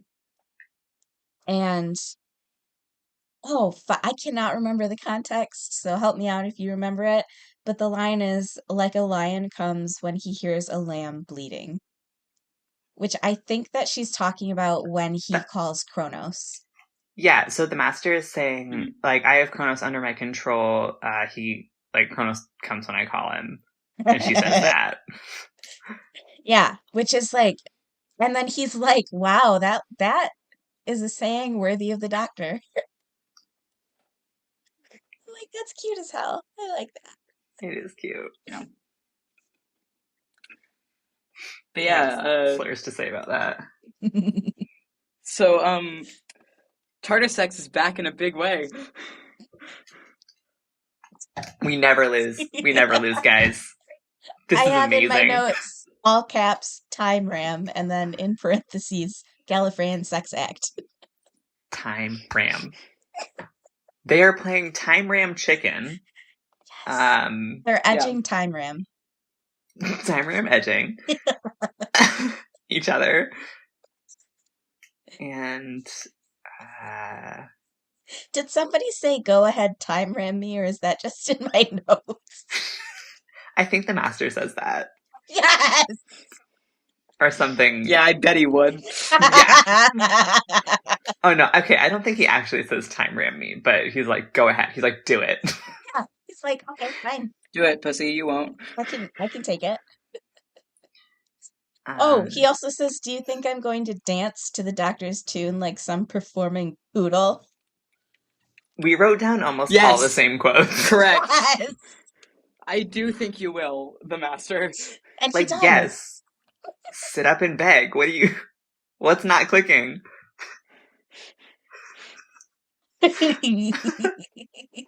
So, what was that thing I was saying about Time Lords and dogs? Anyway. They're doing the, like, Time Ram chicken, and, the Doctor very nearly does it, and then pulls out last minute.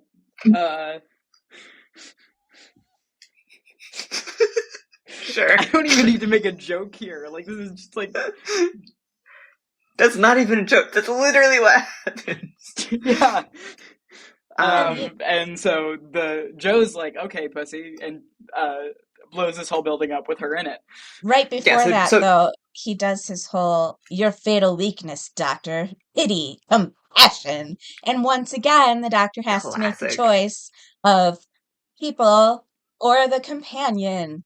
And of course he chooses companion. And then the companion chooses to kill everyone. Exactly. Yeah. So it's Joe that eventually... Companion blows this whole building up with her in it. Yeah, it's Joe that... Joe don't care. It's Joe that pushes them over the edge and sends them to what she thinks is hell. Can I say something about the logistics of how Joe managed to do that? Because of my understanding, which clearly was mistaken, the dial that kept going towards danger, getting closer to danger, is just something that's like reading out a situation and not something that fucking controls it. So when she reaches over, cranks it into the danger zone, and then the time ram happens. That's such a Joe Grant move, to be honest. How did she do that? How did she make that happen? TARDIS telepathic? That could do it. The TARDIS just likes her. Yeah. It's like, yeah, I'll kill myself for you. Yeah. Opposite of Charlie. Opposite of Clara, also. So the TARDISes somehow get even more inside each other via a time ram. Yeah. And then Joe They were going deep. Joe wakes up the Doctor by stroking his forehead, and it's very sweet. And then the Doctor asks if Joe's all right, and she goes, "Yeah, I'm fine. Dead, of course, but I'm fine." Yes! She's my favorite. She's so convinced she's dead. She's so convinced they're all dead, and the Master, Joe, we're all dead, Grant. And the Doctor is like, oh, so he's like making fun of her. He's like, oh, like, so you think this is heaven? And she's like, yeah, or somewhere. Or somewhere else. She's okay with this. They're in the gay dimension. They could be in hell, as far as Joe is concerned. And she describes it as groovy. Yes! I have the screenshot of them walking out of the TARDIS and the like subtitles of Joe going, "Groovy, isn't it?" And like I keep that screen. I had that screenshot as my like Tumblr banner for a while. It's just like oh awesome. yeah, this is peak seven. This is that exact moment is the most 70s Doctor Who ever got. It's so amazing. So they're in this place. They're not in a place, as the Doctor They're not says. in a place. That's right. They're nowhere. A little bit scared-soed. You know, if Scherzo was in the 70s also. So true. I have something to request of Jason Hay Gallery. Scherzo, it's all the same except for it's not a white void, it's all rainbow. And Please. they're all calling things groovy all the time. Please and thank you. 70s Charlie. Hello. Thank you for my life. The sound creature is doing clips of like Beatles songs or some shit. I don't know what happened in the 70s. Beatles broke up in 1970. Fuck. Swing and a miss. I was gonna say the sound creature should yes. do the like the Seinfeld bass. Sticks. The Seinfeld bass riffs. Seinfeld is the 90s. God. I don't know. It's timey-wimey. It could be the 70s. What it needs to have is ABBA. Yes. So ABBA. true. Anyway. A woman. A giant metal face appears in the sky. If there was a sky. Yeah. This is also like early like blue screen, green screen stuff. They're really playing with it. They did that. It looks cool. The cool effect where when Joe goes outside and goes like between the TARDISes and she like blends in with the background screen, that's fun. They do a bit of that too earlier with Benton when he's getting beamed. Yeah. Remember Benton? Baby Remember Benton. Remember Benton? This is him now, and it's a picture of a baby. Feel old yet? Forced to eat concrete. Actually, that's later. Basically, that's later. That's in about 4 minutes. Yeah, but they're talking to this woman who is Kronos. Diversity win. And Joe says, "But you're a girl." And Kronos says, "Shapes mean nothing. I can be all things, beyond good and evil," which I loved. I liked that. Yeah. So, and I have, okay, so Kronos, do you want to hang out, or? Yeah. No, she's hot. Yeah. All I want to do is see you turn into a giant woman. And she did. Hooray. And she did. Just like the Master was a giant man at the beginning of this in the Doctor's Dream. God, yes. He's been all sizes, huh?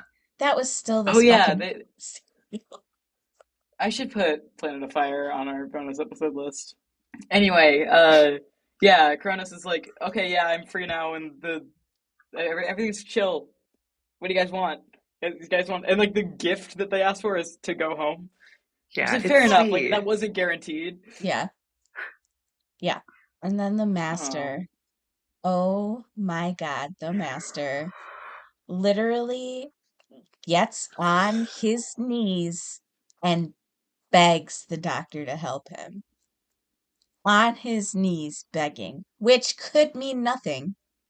And he sounds so pathetic. Well, first of all, he sounds so sincere. Yeah. Yeah, because, well, first of all, they're like, well, what's going to happen with the Master? And Kronos is like, she says, torment, of course.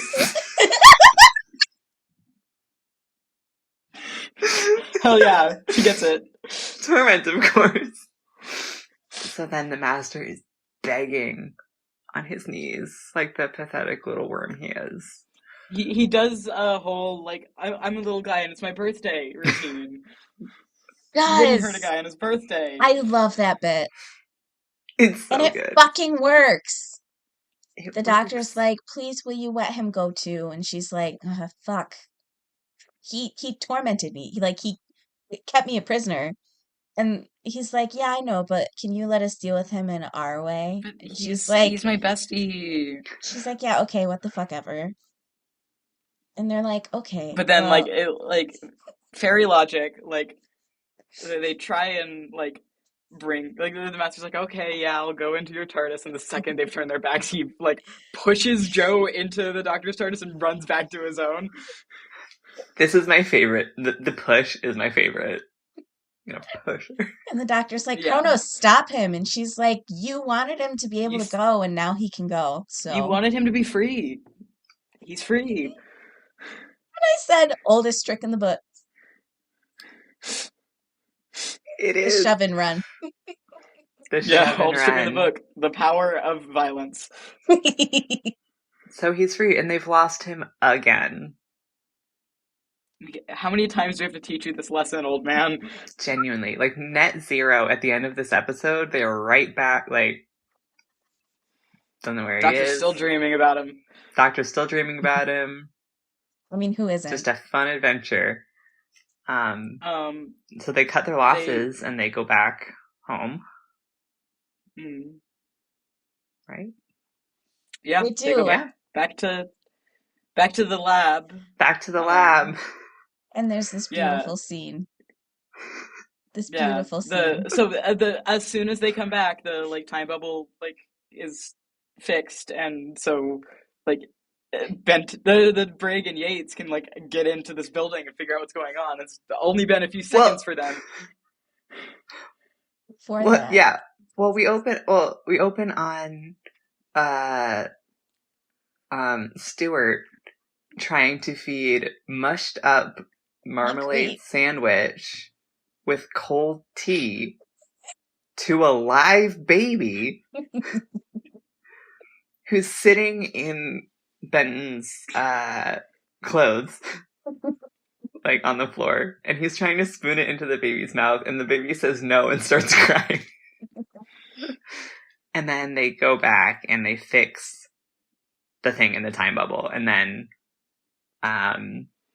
you get the classic Brigadier confused face. Yeah, you get Brig barging in saying, "What's all this then?" And then Benton. Well, they forgot the baby. Yeah, in the time it took for them to fix the time bubble, they forgot the baby. Mm-hmm. And then Benton stands up, ass naked, presumably, in front of God and the Brigadier and everyone. In front of his supervisor. And he's got that... The Doctor and Joe. And he's got that beautiful Benton smile on his face. Yeah. And just asks and he politely... Just, politely asks, what's going on? What's going on, guys? End of episode. Roll credits. Only Doctor Who we ever needed to make. And you get the waist up on Benton naked, and you get you get his face and his smile, and then you get the reverse shot where you see everybody's reaction, and the Brigadier makes eye contact with Benton and then looks down, and his expression doesn't change or anything. He just roll credits. Nicholas it's my Courtney, favorite. I love you. Nicholas Courtney, I love you. Thank you. Legend. My God. I love this episode. I love this serial. I love this story. This is literally the best Doctor Who to ever do it. What's the point? What are we doing now? Oh, quick line from right before it ends. Joe asks the Doctor why he let the Master go, or why he asked for his freedom. And he says, would you condemn anybody to an eternity of torment? And I was like, oh my God. Yeah, I noted that too. They both and agree that's wild because the Master did do that to him in this episode. Yeah. We were there. Are you sure? Oh, also about when the TARDIS got the Doctor back from being yeeted into wherever he was. I love that the solution to that was just to have a button on the TARDIS to fix it. Yeah. It was like, Classic. okay, go press this button, and then everything will be fine. And then it was. It's probably a thing that we shouldn't be introducing in bonus episodes, but I'm so Kill James Bond pilled right now. I love the idea of character awards. I have an idea. Let's do it. So, in the War Games, we were talking a lot about like characters that we'd love to know more of the deal of, and also we brought up the fact that like there is a major black character in that story that we don't get much elaboration on as to like what his deal is before he gets fucking shot. um, I propose the Harper Award for one-off character who what the fuck was their deal before they died. Agreed. Seconded. And I am nominating. I mean both Hippias and King What's His Nuts. I mean probably Hippias because I don't remember King What's His Nuts' name. Dalios? Yeah. Yeah. For sure. Agree. Hippias for me, because you get so much about that guy in such a short amount of time. It's like, yeah, and he looks like so yelling hot. at the king, telling off the queen, his ex-lover, like all of it in like 20 minutes. And then beautiful.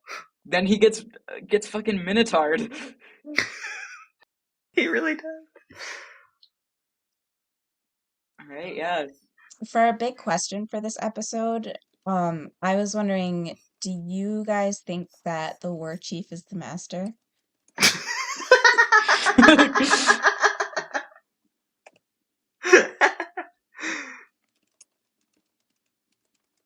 No. I genuinely don't. Fair enough. But like, yeah, maybe. I think that Kronos is the war chief. I think Kronos is the war chief. I feel like we would have known, maybe. There would have been some squawks or some feathers about. Big paper feathers. God, what a costume design. I love that. It was so amazing. And they did like weird lighting stuff with it. But yeah, I just like this episode is firing on all cylinders. Agree. Every single cylinder, like dialogue, characters, settings, like props and costumes. Yeah. It's gonna be a while before we get to something this like all around just really good. Don't say that. I'm just saying that because like this is one of the best episodes of Doctor Who to me. Like, true. By saying it's going to be a while until we get to something this good is like this is going to be a while until we get to another of the top 5 of Doctor Who ever. Okay. That's acceptable. Yeah, this is true. Like sometimes I have issues even focusing on classic Who because it can be so nothing. Even when it's not actively bad, it can be hard to focus on because it's like slow or the pacing is off. I was riveted. This one grabs you the entire time. It hooks you, and there is never a like boring moment. Every moment has like something of interest going on in it. So good. Amazing. I'm so glad you suggested this. Me too. I don't think I ever would. Because the title sounds so stupid, I don't know if I ever would have. Yeah, it's a stupid title. It's chosen to watch it. That's like maybe the one bad thing about the story. It's the title. Rough. It's bad. Like, it's bad. It's a bad title. That is my one note. Yeah. I know that there are people who like don't like this one or think it's bad. I think because it's camp. Okay, so people who have no taste is what I'm hearing. Yeah. Okay. It's not even that camp though. Like No. It's fun. it's fun. It's 70s. It's Yeah. 70s. It's got a lot going on. Like I can see some people being maybe put off by like the aging and de-aging thing, or like, but like That that's just wasn't even fun. central. Yeah. It Yeah. was not. That was And just it wasn't for fun for permanent. me. It's just silly. Yeah. No, I nothing but good things to say about this one, other than like the maybe like there's the like Ruth women's lib comic relief stuff is stupid. Yeah. Yeah. But that's That's about like, it. yeah, Yeah. pretty much. Thanks for listening. Yeah. Thanks for listening. Thanks for listening. Thanks Th- for giving us money. yeah. Thank you for subscribing. You can find Uh, us on Blue Sky at Gallifrey ad nauseum, and you can find my personal account at More Garlic Now. I'm at Remote Hadassah. and I am at Stacer Snout. Right. Okay. Thanks See you for next listening. time. See you next time. Bye.